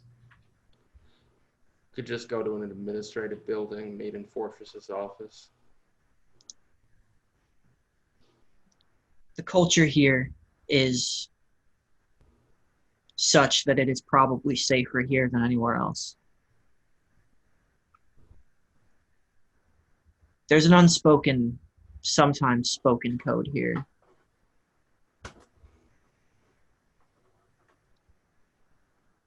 We keep each other's secrets. I've been around today. I've heard some people talking, and there's no judgment, no accusations, no. anything except interest. Hell, I even heard some support.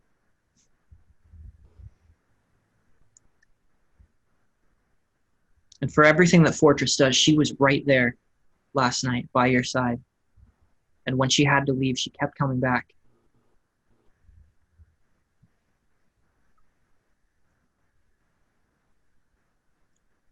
I trust her as I trust no one else.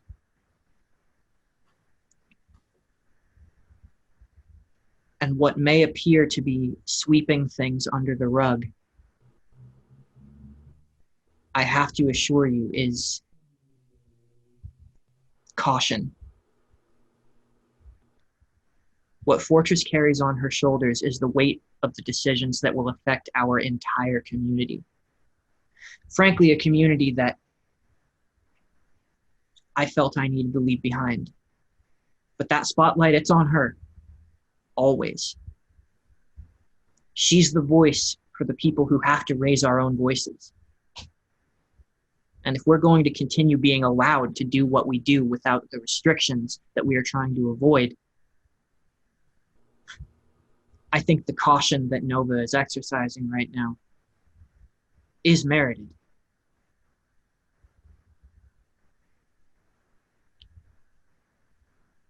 It's just,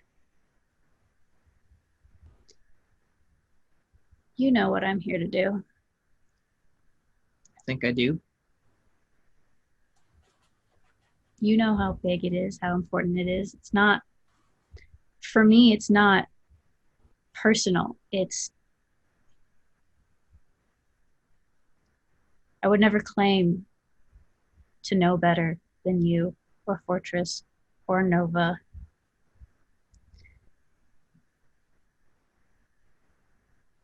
But I told them this, everything that's been happening to us is going home and being told to the people in charge of me, who make the big decision. And I don't know if I have enough to dissuade them from continuing my mission. And that's been the hard line to walk.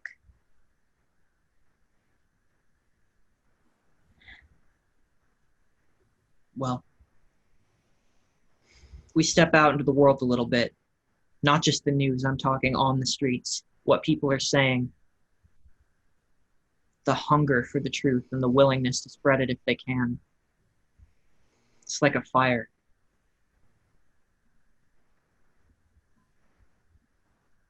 Just as people take the bad and circulate it, they'll run with a spark. Igneous knew that. But he also knew and died. Well, at least his brother died,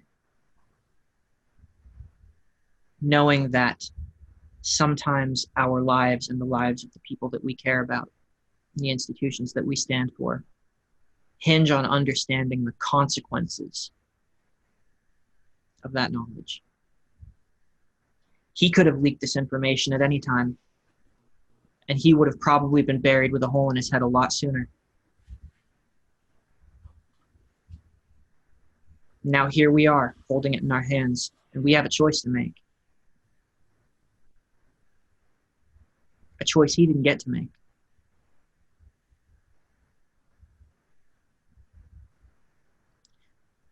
So let's go. Get all the information.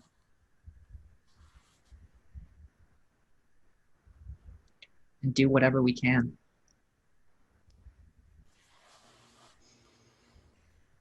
All right. All right.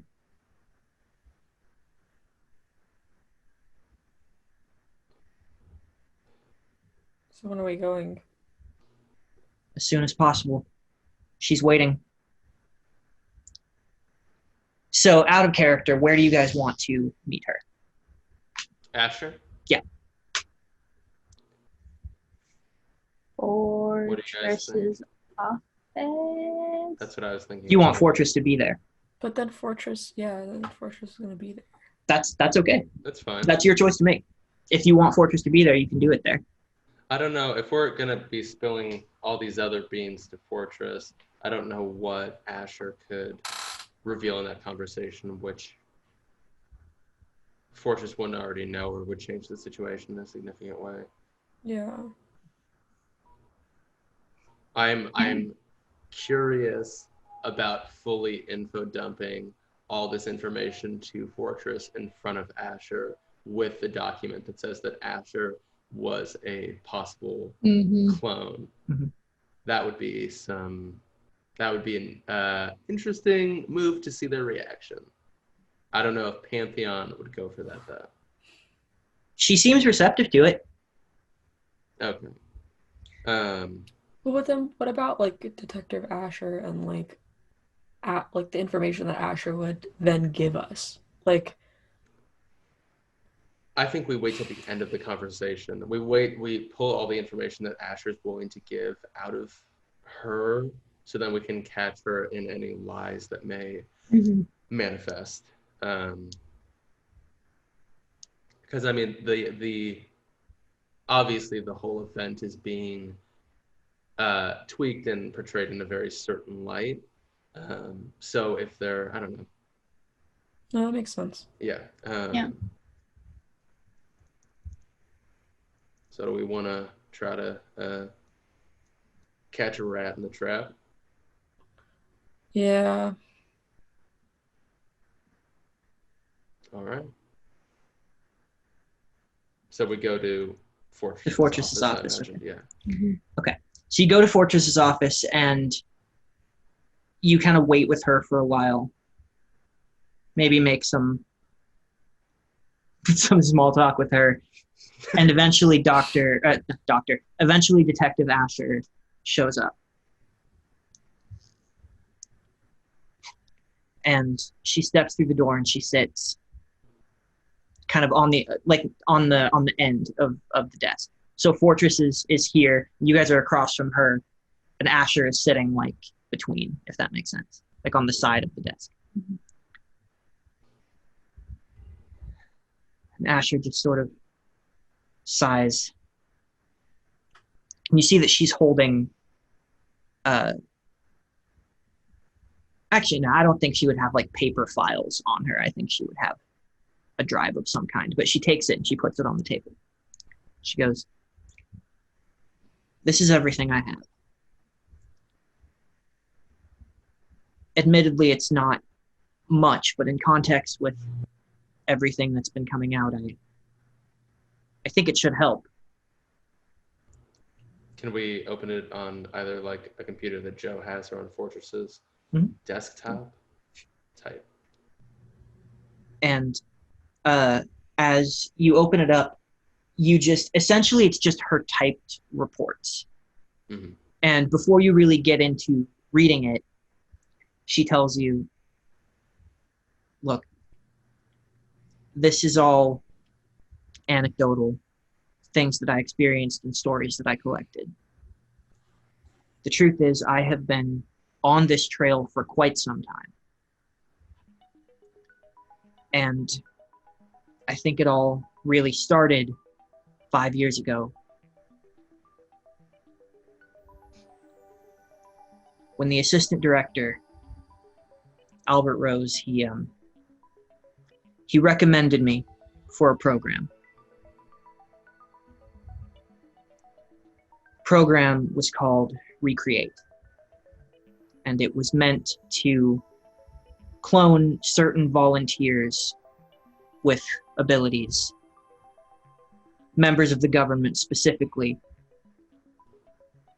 to be cloned, to see if our abilities would manifest in an artificially grown copy of ourselves.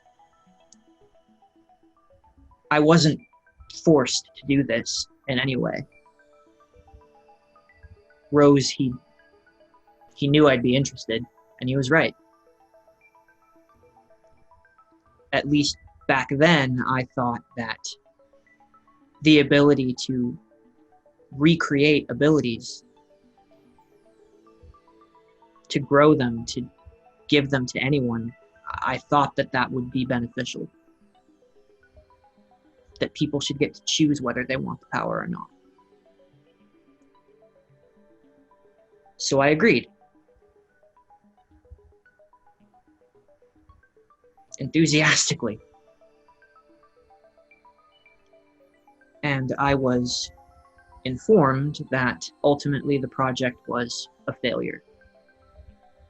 The clones developed functionally, very functionally, and did not deteriorate, as far as I knew. But the powers never manifested. My particular ability, it's not even that widely known, and I try to keep it that way. It's not something you really want to brag about.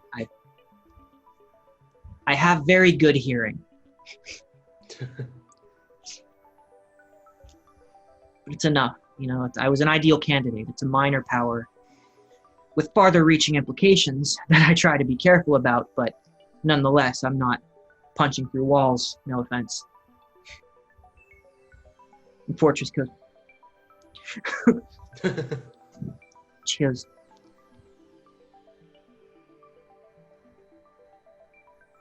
I never suspected a thing until I began to ask what would be done with the clones.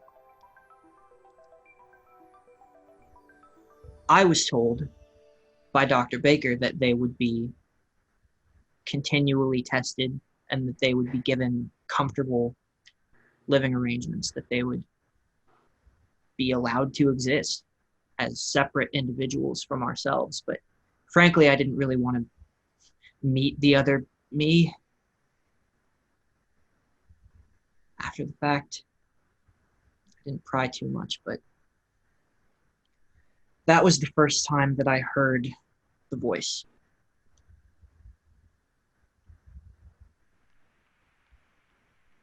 And this is where it gets a little weird. I can't tell you who my source is because I don't know. I can't trace their voice because I don't know. I call him a he.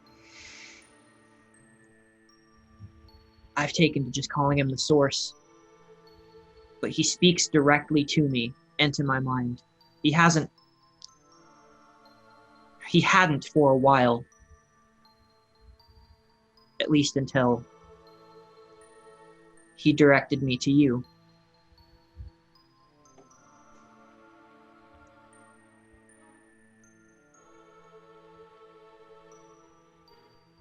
But he told me that people were being taken.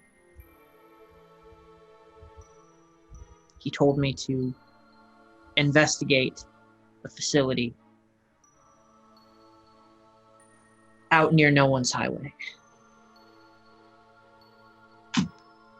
Not on Nova West side, not on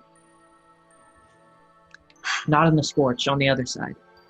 More on our side, I guess. They're surrounding villages, essentially nomads, people who just have chosen that life, or it's difficult to explain the way that people live out there. The way that the marauders is the best word that I can use for them, have fostered a dependent economy on the resources that they control in that area. You'd be shocked to see some of the things that they do. And the people who live there were being preyed upon without anyone really noticing. So, you know, someone speaks into your brain about something like this, you have a tendency to listen. So I checked it out, talked to some people, some communities of people who lived on the road.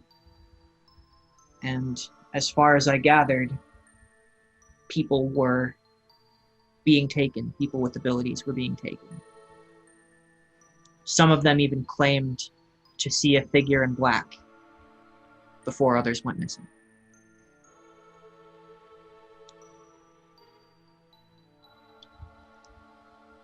And then I found another source. Someone who claimed to have escaped.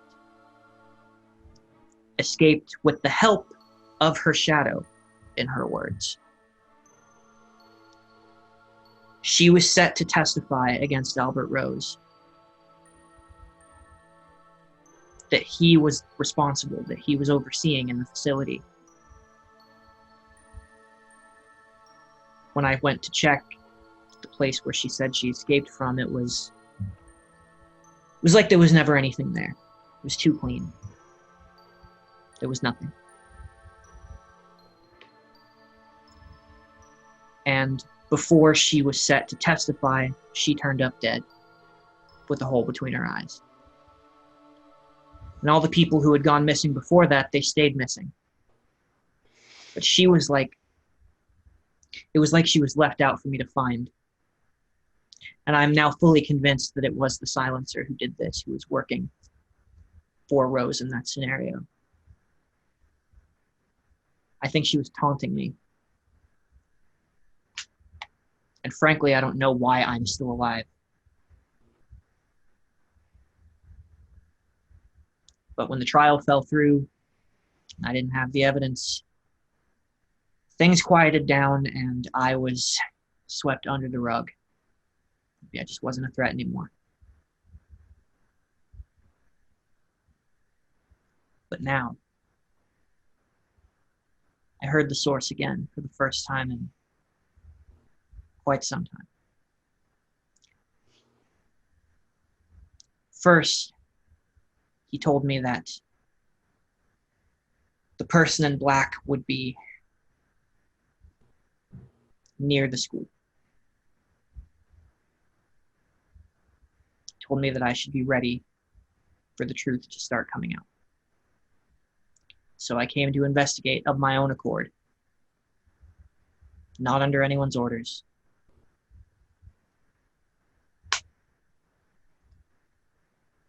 And then I was told that you would be fighting her.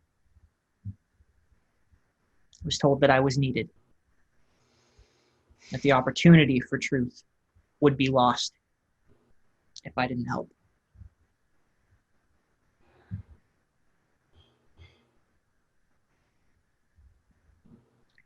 And hey, I came out of it with some kind of commendation. I think maybe they're too afraid to reprimand the person who caught. I mean, I wasn't the person. It was you, and I want to reiterate that. And I hate that I can't tell anyone that. I'm glad that the attention isn't on you, but I don't want to take this praise that belongs to you. And I guess to some degree my source as well, but that's it. That's everything I know. And on the subject of Amberley, when the fire broke out, when I was investigating, the amount of cover-up that was being done under the guise of someone is trying to suppress. Whoever set the fire will surely kill anyone who tries to draw attention to them. There was one journalist in particular who was insistent on taking the risk, pushing forward anyway. But I knew what might happen. And I didn't want her to end up dead. She has a family. And she's a damn good reporter. At least she was until she stopped. So I was the one who told Amy Magden to drop the story. For her own sake. And I continued to investigate on my own, but it was a dead end until the fire at Moonlight. And that is everything I know.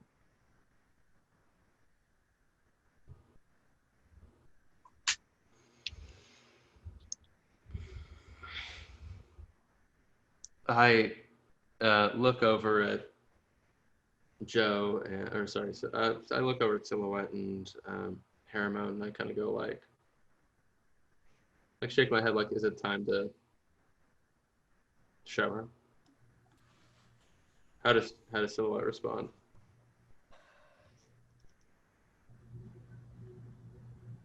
Yeah, I guess so. Um,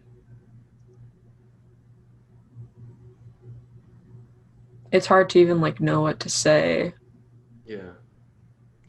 A lot of what she's saying lines up with things we already know Yeah, in very specific ways. yeah.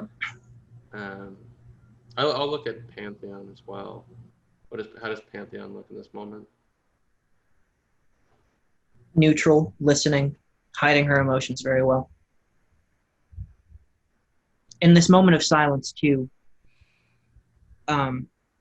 Asher looks at Fortress and she goes, "You should know you have full permission to read me. Do whatever you need to do. I have nothing left to hide. I'm done hiding." And Fortress just sort of looking her over.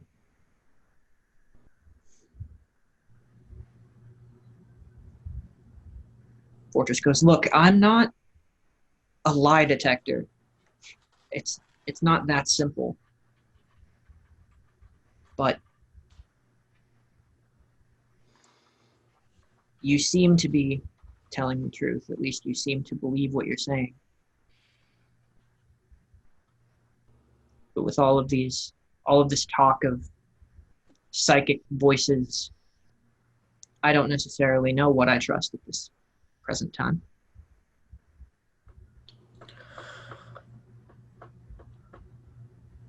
Well, we did get some sources, I guess, or evidence. I don't really know what to call it. Um, it's in this. I kind of put the thumb drive in. Then I start playing it for Fortress. She watches it, and Fortress doesn't hide her emotions in this moment. She's just I'm staring straight at her the whole time. Phoebe's watching Asher. Ditto. Asher looks angry. Like she goes on a journey from like sad to like fuck. And you see her fists are clenching so hard you almost expect to see blood pouring from her palm, but it doesn't. And she slams her fist on the desk. And Fortress just very calmly just looks to her. "Sorry.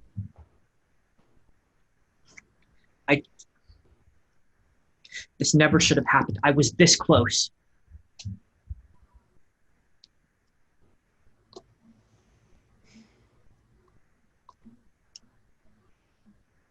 I could have had a conversation with him. I could have stopped this, but he never showed up. And I have been afraid ever since that the silencer got to him first. As far as I'm concerned, finding out what happened to Jeremy Johnson is now my number one priority. Because we don't know what happened to the real Jeremy, correct? We only know that the fake Jeremy is dead. Or the clone Jeremy. Saying fake Jeremy is kind of crass. This is what he had. This is what he was going to give me. It has to be. He was withholding information until he could talk to someone who was willing to help. And I was going to be that person. It doesn't matter if it's me or you or anyone. People need to see this, and they need to see it now. No more waiting. I agree. Just want to put that out there. Pantheon just looks at Fortress, and Fortress is now just steepled.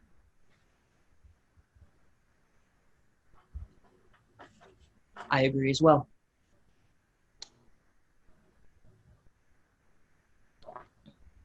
Detective Asher, can I ask a favor? Of course. And and then I look at Silhouette and Paramount, or we, if you are both willing, speak to the silencer if they are able to speak. I can try to arrange that. I don't know that I have the pull. What, with your new shiny commendation and all? You don't have the pull to arrange a little meeting? Commendation isn't rank. And they may be trying to appease the media by calling me a hero. But I know at the end of the day, at least some of my superiors are not pleased with my actions. I'm still a wild card as far as they are concerned. And if I walk 3 students of the Moonlight Academy into the maximum security supervillain jail, I can't guarantee how that's going to look. That makes sense. I hadn't necessarily thought about that fully, but if the opportunity ever presents itself. I'll try. That might be a conversation for Dr. Baker. Somehow I think she's got a little more pull in that department than I do. But one thing is clear, all of this started with her research, but I have no idea the extent. I don't know how far that goes. I mean, I saw her reaction in the moment. I see her standing up on a podium saying pretty words about truth, but if she's not responsible for this, then bare minimum her negligence is.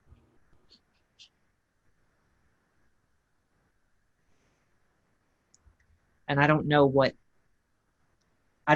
became of the clones of the 5 volunteers, myself included. And as she says that, BB, you think back to that memory, the dream that you had when you saw Asher without her scar across the bridge of her nose. You remember seeing the other 4 figures around her dressed identically to her. Mm-hmm. Within your memory, though, their faces are kind of blurred. You know they were all different, but it's like trying to piece together faces from a dream of people you don't know, that you've never met. Yeah. And you can't separate the dream from the actual memory at this point. Because in the actual moment, you were focused on your mother. And in the dream, you were focused on what you thought was Detective Asher. But there were 4 other people in that room, all standing neutrally with her, all dressed the same. And all with my mother.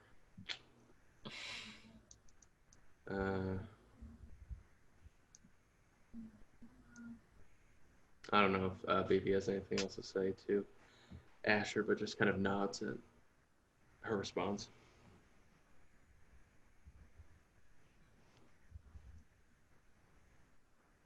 Okay. So how do we do this?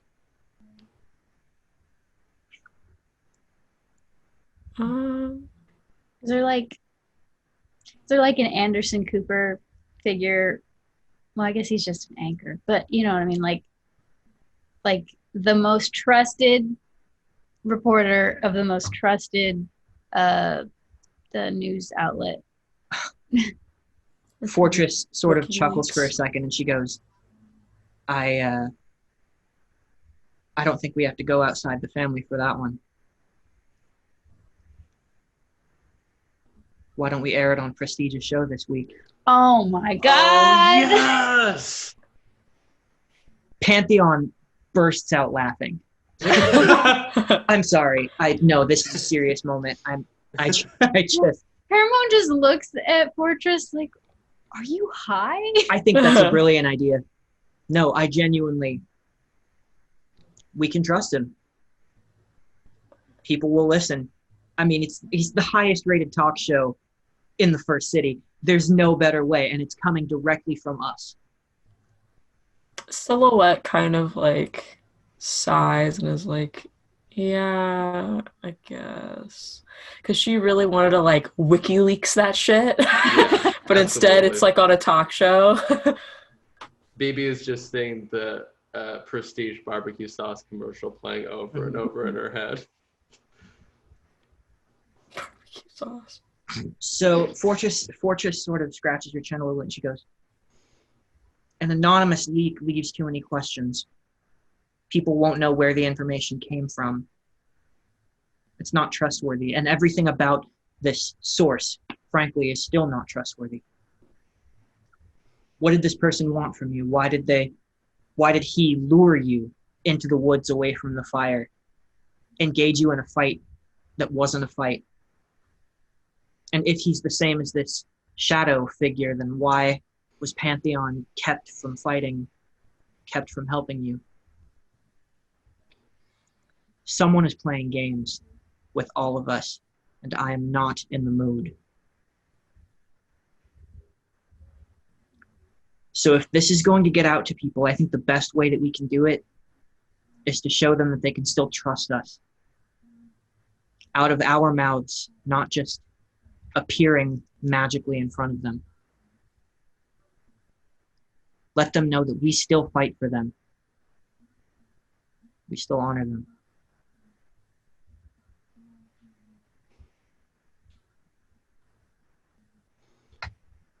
She outstretches a hand to you, Joe, to take a copy of it from you.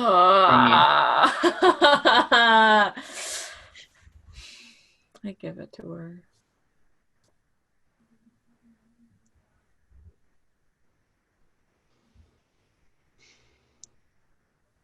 I'm still keeping you three out of this, not out of the loop, but out of the public eye. You deserve the same training that everyone else has here.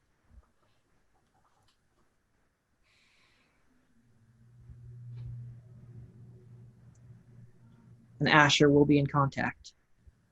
We'll share information. You're our link to AID now. She nods. I can be okay with that.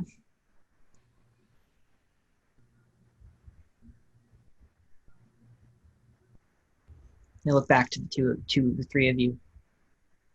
Pantheon stands up. Pantheon she's not wearing her costume today.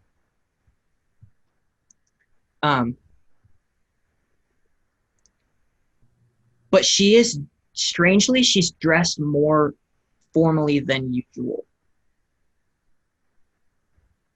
Describe the fit. Tell me what we're working with. just like dark slacks and like a button-up shirt with the sleeves rolled up, rather than, her usual like yoga pants and t-shirt. Excellent.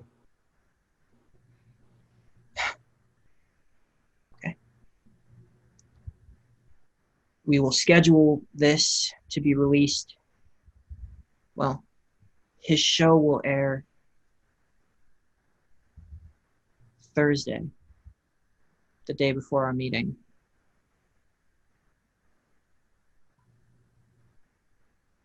That'll do. Hang tight until then. Continue your training if you can, if you're feeling up to it. And know that I'm grateful to you. And hopefully someday everyone will be too.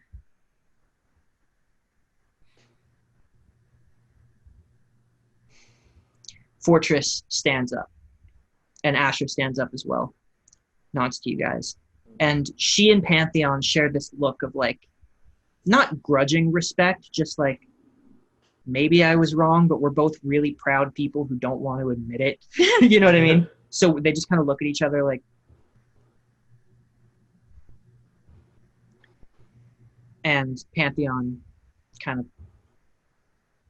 and leads you guys out. Ooh, I don't think Haramon follows. Okay. Yeah. So as you guys step out, Haramon, you are left alone in the room with them. With the three of them, with the two of them, or with the one. With Fortress and Asher only. Okay. Fortress goes, is there something you needed? Yeah.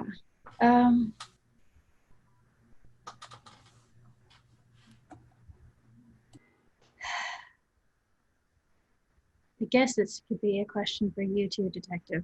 I can leave if you want me to leave. It would be appreciated, but... Say no more. I'll be in touch. Thanks again. Yeah, You're going to be a good superhero.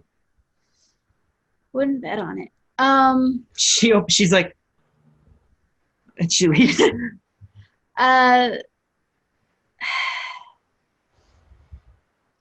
She'll straight up ask Fortress, if you were me, you had to go home and you had to convince everyone that this place was okay, that this place was worth changing the entire landscape over. How would you do that? Because I'm not seeing it right now. I would take a breath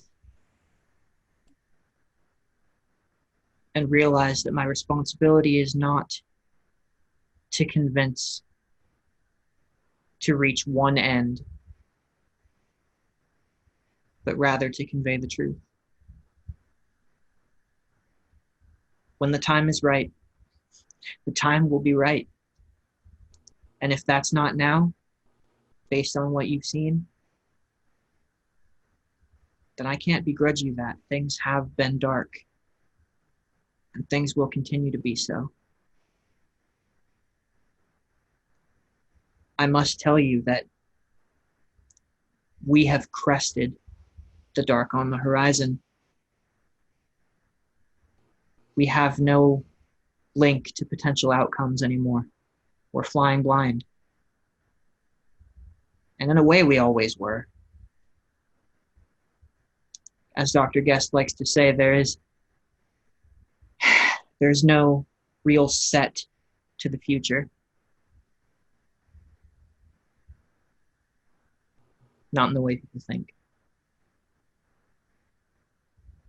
And now we are choosing our meal at that table.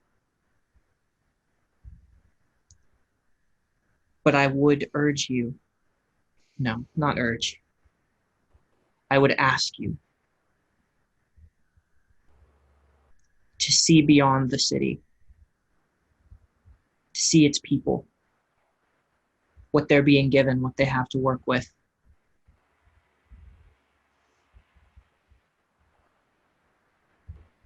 Let them be your guide.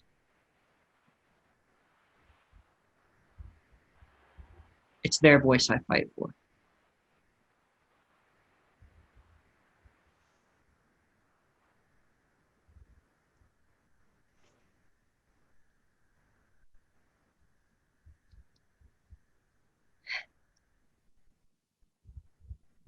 I apologize if any of us have come across as a little frustrated.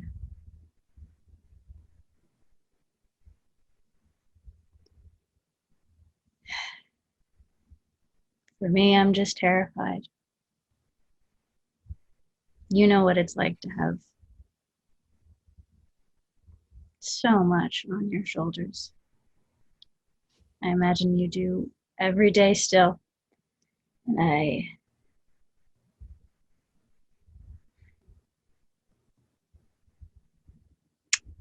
just terrified I don't have the strength to hold my own pressure. I don't think you have to do it yourself anymore.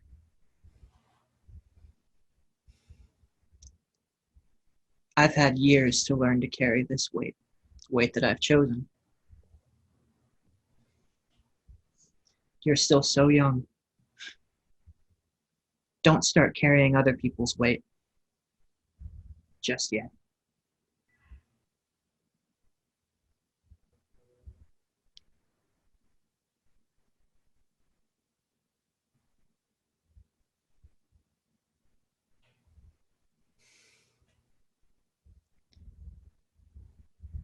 Hermon will bow as deep as she possibly can without going, ow, and say thank you. I'll see you at the assembly on Friday.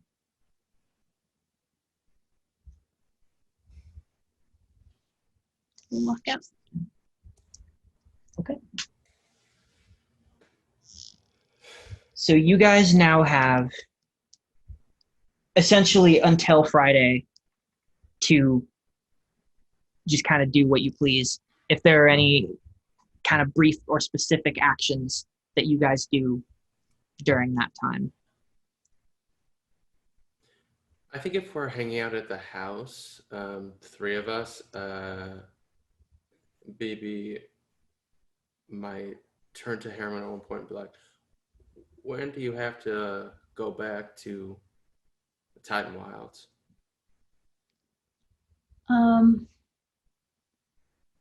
At the regularly scheduled break between semesters.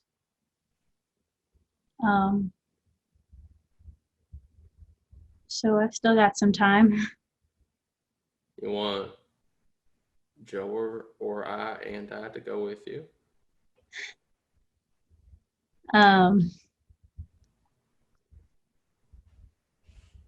That's not really up to me. And if I had to take a guess, the answer would be no, at least this time.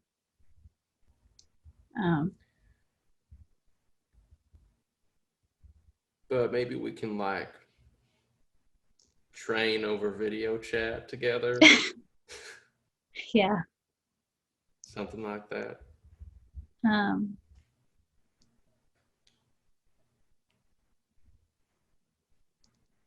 I think Haramone,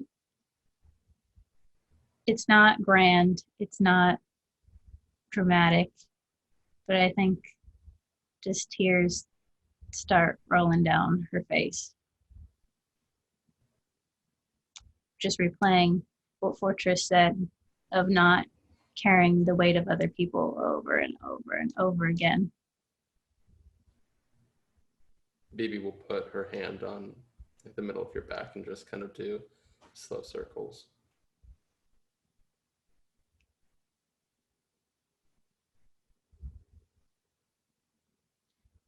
So is there anything else that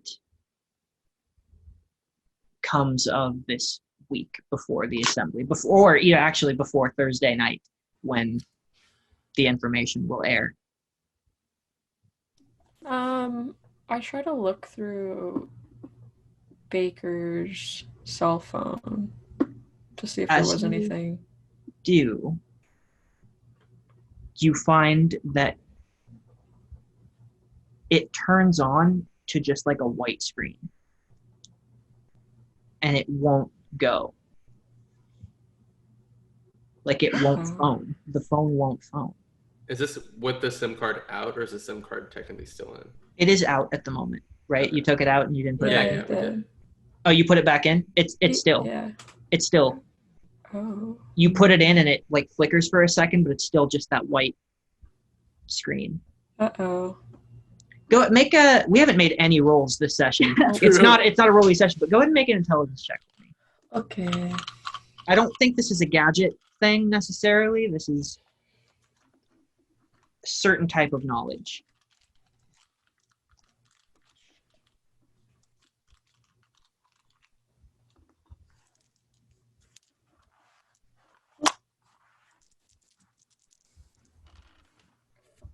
Okay, one of them fell off. Can I roll that one? Yes, you can.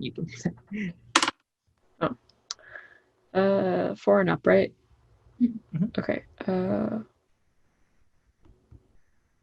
3 out of 4. 3 out of 4. That's pretty good. Yeah. So this is what happens when a phone is completely deactivated and disconnected. But there's something industrial about this. It still should work. You should still be able to get it on the home screen and have a blank slate. But you've heard about at least the ability to do this. It's been essentially wiped and decommissioned remotely. Whoa. Oh. From whatever the service provider is. Okay. We don't love that. Mm-mm.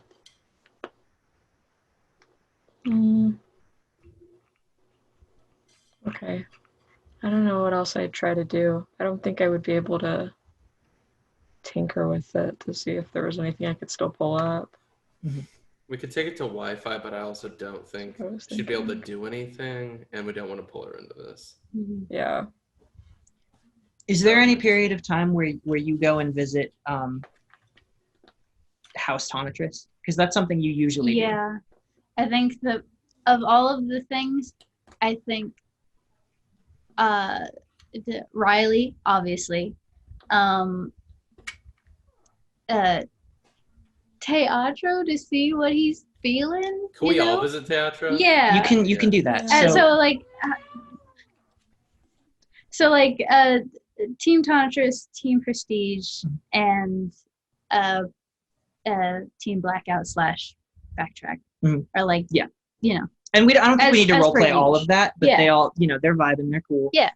We're friends. But when you get to House Tonatress, you knock on the door, and Matryoshka opens it, and you see her face is just flush, and she's she's got this grin on her face, but she also looks kind of like.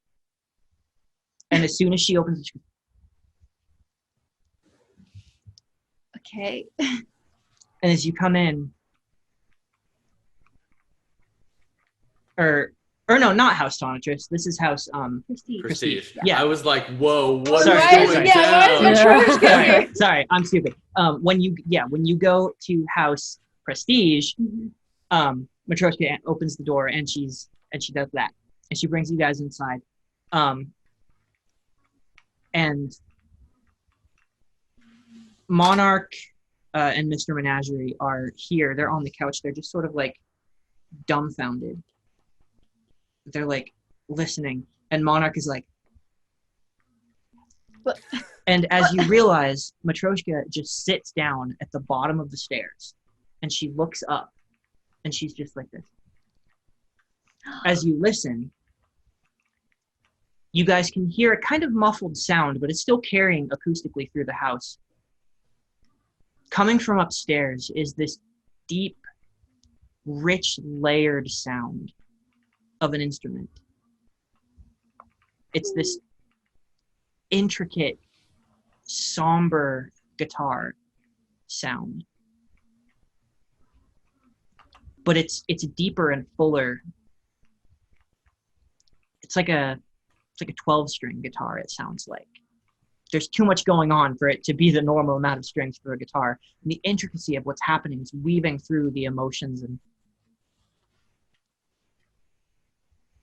Matryoshka is just listening. Tears are kind of welling up in her eyes a little bit. I've never heard him do this before. I didn't know he could.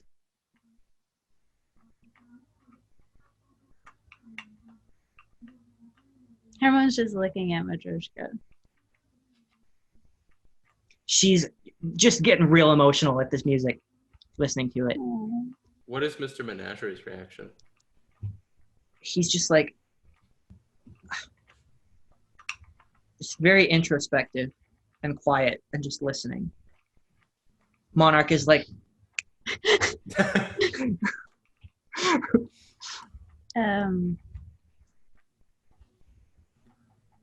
Hermone will just start humming very quietly, like the harmony to whatever, if there's any pattern, she'll try to figure it out and just like hum the harmony. Mm-hmm. After a few minutes, the music stops. You hear of a door opening upstairs, and you see everyone in the room just scatter and start to look like they were doing something else.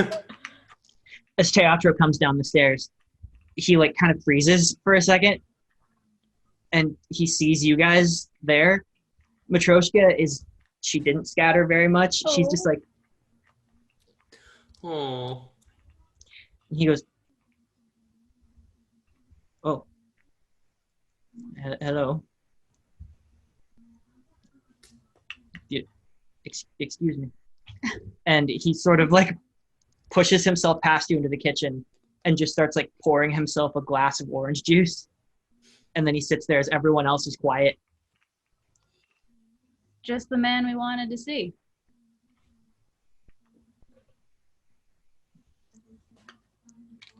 Why? Because Well- you're our friend? Yes. Oh. Okay. I am very glad to see that you are not dead. Are you- Why would you think we would be dead? Well, because anyone with half a brain knows that you are probably involved in. He kind of gestures vaguely at the TV. Which is not on. I think Harmon like is like, oh, fucking finally, you know. This is why we like you, you know. Monarch goes, it goes without saying, we're not going to tell nobody. I mean, we would never. Right? I mean, Menagerie just smiles really widely. He nods. Scout's honor. We appreciate your silence.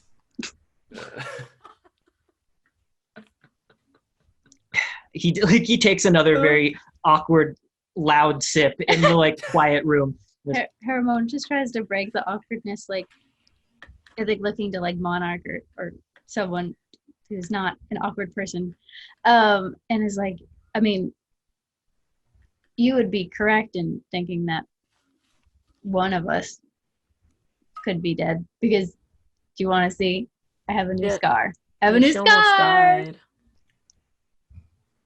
You show the scar, and there's like, oh god, yeah. Wait, Natasha, did you say that you showed them the thumb drive? No, I said she Oh. almost died. Oh, she almost died. Sorry. Yeah. My bad. You were gonna die before you had lunch with me. You know, That is incredibly rude. I wasn't trying, obviously. If you had died, I would kill you. Like again, the second time. Okay. Theoretically, what if I came back as a ghost? Would you have had ghost lunch with me? Would that have been a sufficient consolation? Well, yeah, I could bring like a what do they call it? An EMP? I think Harmon just takes her face in her hands and is like, you are the most precious thing on earth. Yeah. Baby leans over to Silhouette and goes, were we invited to lunch? I don't think so. Okay, I just want to make sure. Yeah. Teatro steps around the kitchen, having finished his juice, and he sort of like puts the glass on the counter, and then sort of like looks around the room. Well, thank you for stopping by. I do have many things to do, but I'll see you. Oh, I suppose. okay. Oh, we just wanted to know what you thought about the whole thing, since you're like, you look into things deeper than most people. Oh, he looks around, and you're starting to gauge. You know him well enough at this point to know he's not comfortable having this discussion in front of everyone. And he's like, it's... Harmon with their eyes will be like, We can talk about... I think that there is much to discuss.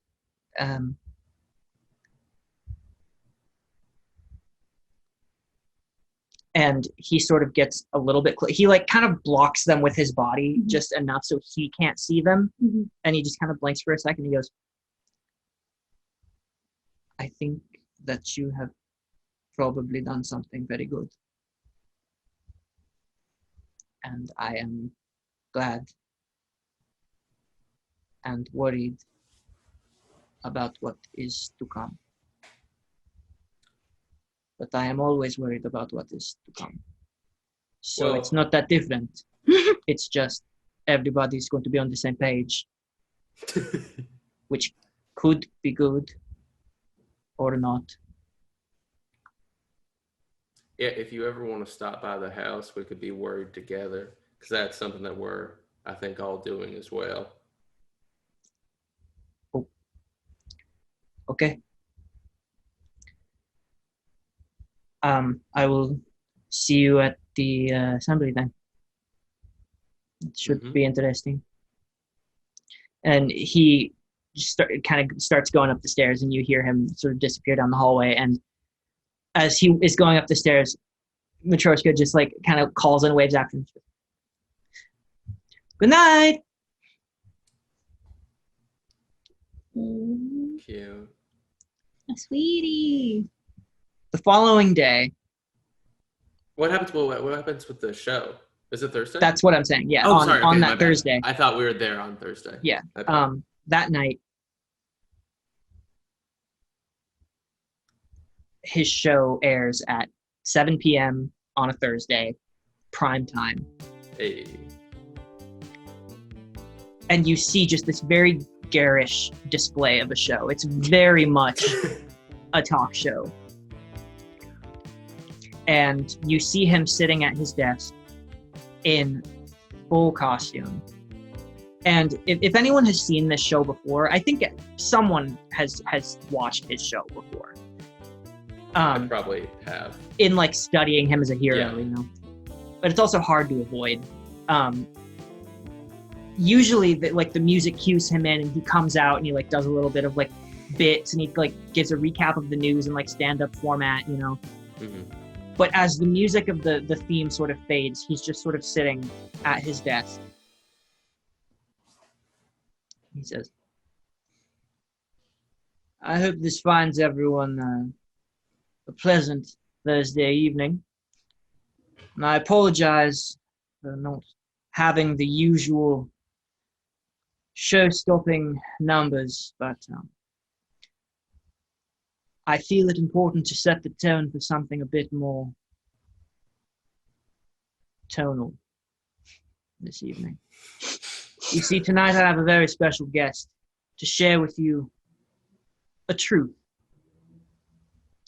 It may not be something you want to see or want to hear, and it will be difficult for many of you. With everything that we've seen in the news these days, these past days, this week. The hands of fate are turning and turning. And to be the masters of our own destiny requires the truth. And so I welcome Fortress. And Fortress steps out also in full costume. And people are just sort of clapping like hesitantly because they don't know what's going on. She steps out and she says, thank you for that introduction, Prestige. I don't want to make too much of a show of this. It's not about how we say it in this moment, which is a lot coming from me. But at this time, what matters is what we say. No, I'm sorry. What matters is that we say.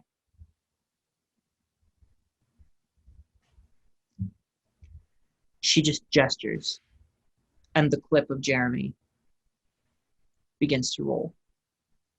The silence that follows that.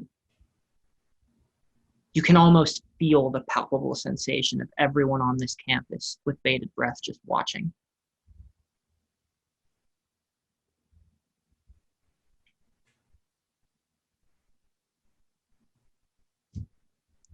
And as the footage comes to a close, the show just ends.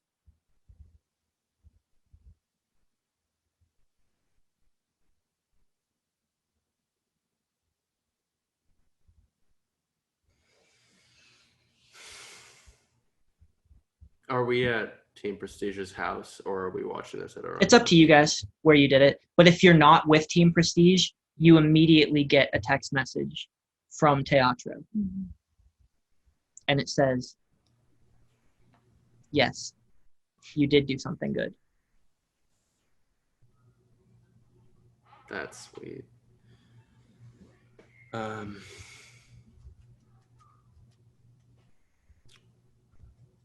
don't know. I don't know if we... How are you guys feeling?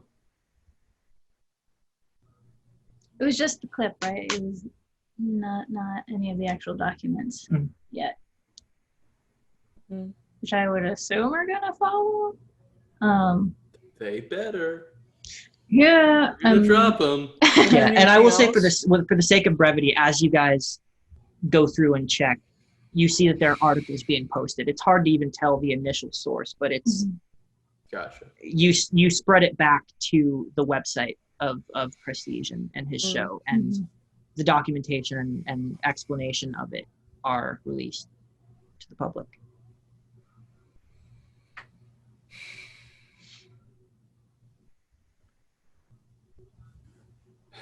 This doesn't feel like a victory, even though it probably is. I think it definitely is.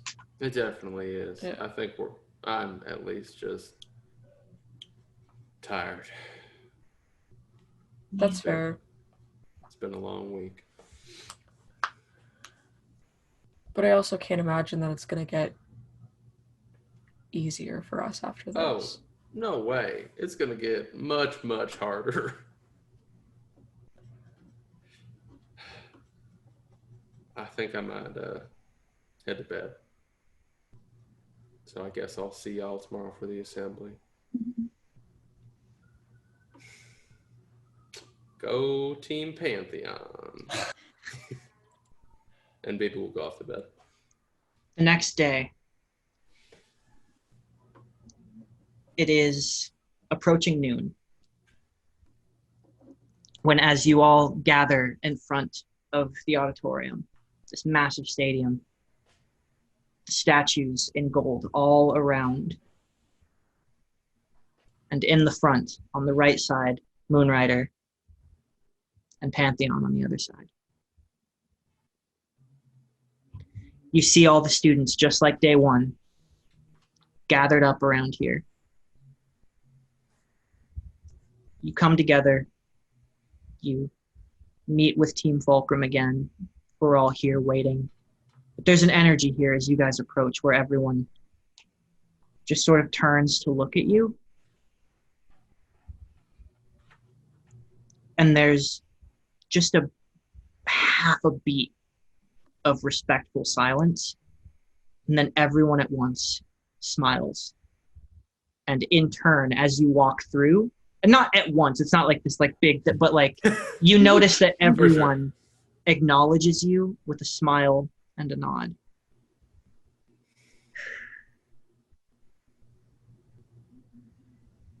And as the doors open and you step inside, you find your seats. The ceiling is currently closed, unlike before. And the team leaders are all gathered together already. Fortress at the center podium. Pantheon standing in the line with everyone else, dressed now in full costume. And as people see her, you hear them just sort of like talking about it, just like seeing this for the first time. It brings me great joy to see all of your faces. As we crest now the midpoint of this term, I look out across you and I see strength, determination, growing willpower, and the beginnings of incredible heroes. Each and every one of you has shown incredible progress with your teams.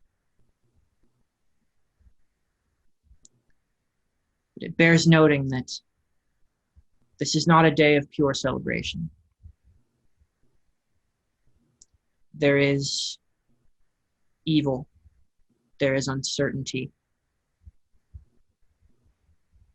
And there is a code among us, an understanding that you made when you first walked under our gates. You see, many of you, whether you meant to or not, know each other's true names. Your secrets, your interests, your lives. See, underneath it all, underneath the costumes and the training, your people.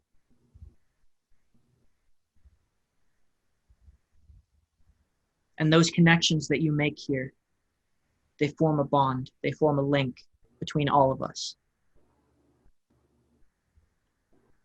We keep our secrets, we keep our code, and most importantly, we keep the truth closest to our hearts. It binds us together as nothing else does. As we move forward into the second half of this term, your training will shift. You see, up until this point, you've been working solely with your own team. But as our system works, we need to see, well, progress between teams. As your training will shift now to a series of assessments with teams working together, side by side. Because ultimately, we're all one team. Or at least we should be.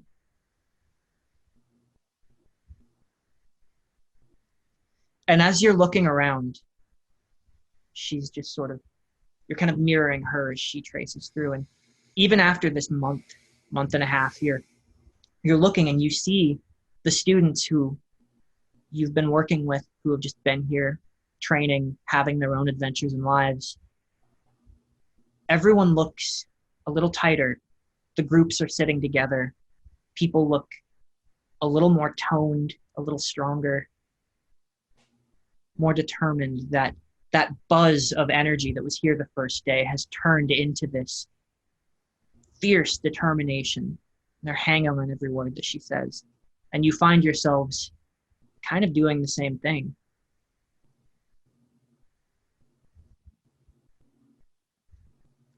She says,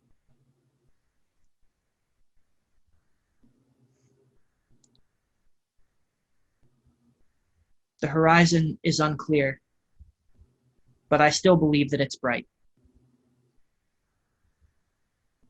And if not, we will make it so.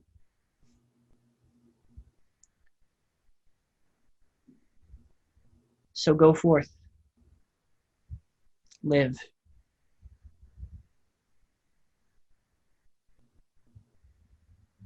And she nods. The ceiling begins to open up, and she takes flight.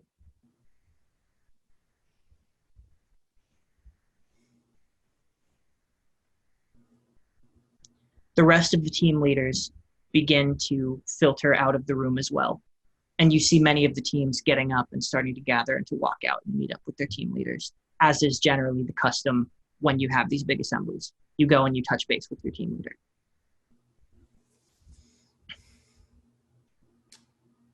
Shall we go do that?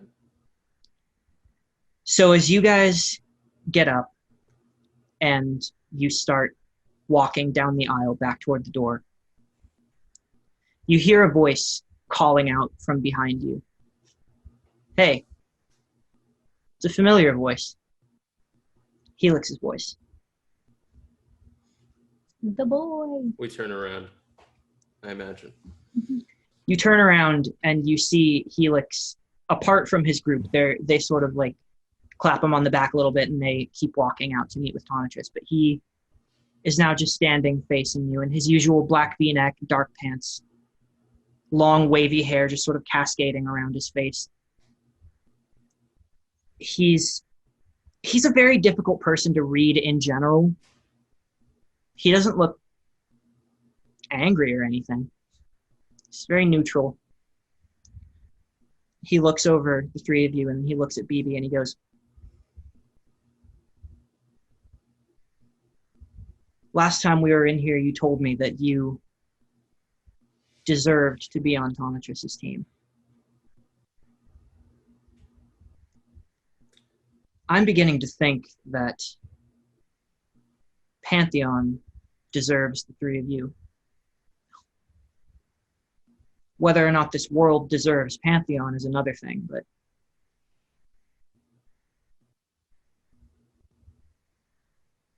well.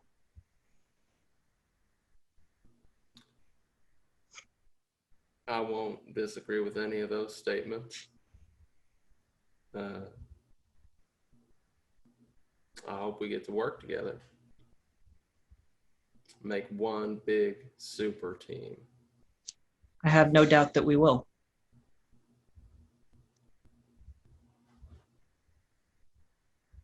Until next time. Next time. He walks past you guys. He stops in the doorway. And he looks over his shoulder.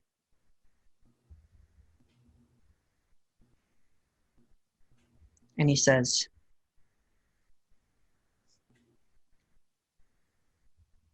maybe you should stay for the rest of the show. And he turns his head and he continues walking. Hello? Oh. Sir, can you come back and explain that? Who is he speaking to? The three He of was us? speaking to the three of you, but he was looking at Joe. And you think back to the last time you said that to someone. I don't know. I don't remember. I have the memory of a mouse. Tiny mouse. Was it when we went to Team Tantras's house? What? I'm not going to say it. Oh my If you God! don't know, I'm not going to say it. With the guy? The guy at the No! And as he continues, Oh my God! Oh, no! Was I right? Oh my God! Yeah, Karina called it. I hate That was you. spot I on. hate They you got so it. much. I can't confirm or I deny. hate you so. Oh. No. As you all sort of Oh, man. ruminate on that, you walk out.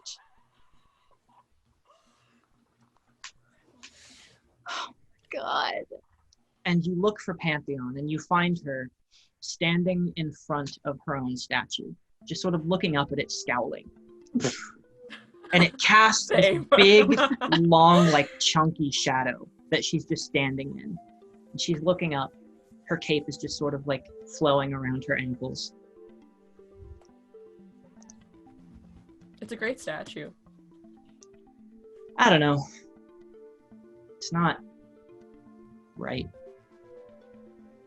What's not right about it? I mean, look at your muscles. It's just not, sets the wrong example, I think. I mean, Sure. this whole thing, it started with expectations, you know? This place, this starting point for all of this with the statues of those of us who have come before holding the place up, it's all to build that expectation, but the thing they don't tell you is you never really meet it. You did meet me. Me, not her. And I don't want you to aim for that. Be some gold statue somewhere.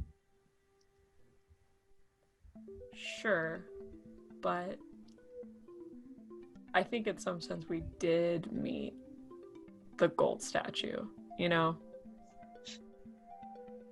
I don't know. I want that. I want to be a big gold statue. Have some kid who wants to be a hero look up to me. You kidding me? I want that. And I think part of you kind of wants that. Maybe. But, don't let somebody else build your statue. You know? Sure. They get your nose wrong. And as she turns, as you guys are all standing in the shadow of Pantheon's statue, Pantheon smiles up at herself and then down at you guys. She turns and she steps out of her own shadow. And as she starts to walk away, she looks over her shoulder and she says, well, it's still a weekday. Let's get to work. Oh my god. Follow her. Yeah. And as you follow her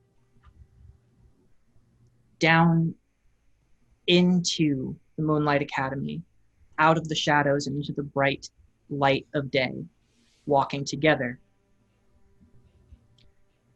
we fade to another image. The pages flip. We see a shot of a house with green grass and a boy playing outside. And as Freddy is running around with his robot, he finds a package waiting for him. On the outside, it says, well, BB, what does it say? Make it say Freddy the Great or something cute like that. to Freddy the Great. Thanks for the help. We couldn't have done it without you. If you ever need heroes, you know who to call. And as he tears the package open, you see the robot walkie-talkie, polished, shined, fixed up a bit, fortified in the panel area, with some new antennas tricked out for some long-distance communication. As he pulls the antenna up, he smiles this big grin and looks up into the sky. And that's what we'll call the season. Oh, man. I'm gonna find Felix and I'm gonna punch him in the face. Good Lord, guys. I'm gonna fight Felix. I'm gonna kiss him. Oh. We did it. We did a season. We did a whole A volume. whole volume. It's weird. Thank you so much for joining us. I hope that you stick around for our next season. We're going to do a little fun interim thing. So now you get to know what our structure is a little bit. When we finish a volume, what we call a story arc, we're then going to do an episode of essentially like the filler part of an anime, where we're going to have like a fun like social adventure. So we're going to have one of those happen, and that's the next thing that we're going to film. And so you can enjoy that, and that'll lead us into the next season where more things will happen. More things. And this team will start working with the other teams. We'll get to know some of the team leaders a little bit better and see where the story takes these intrepid heroes to be. Thanks, guys. Bye. Bye. Bye. See you later.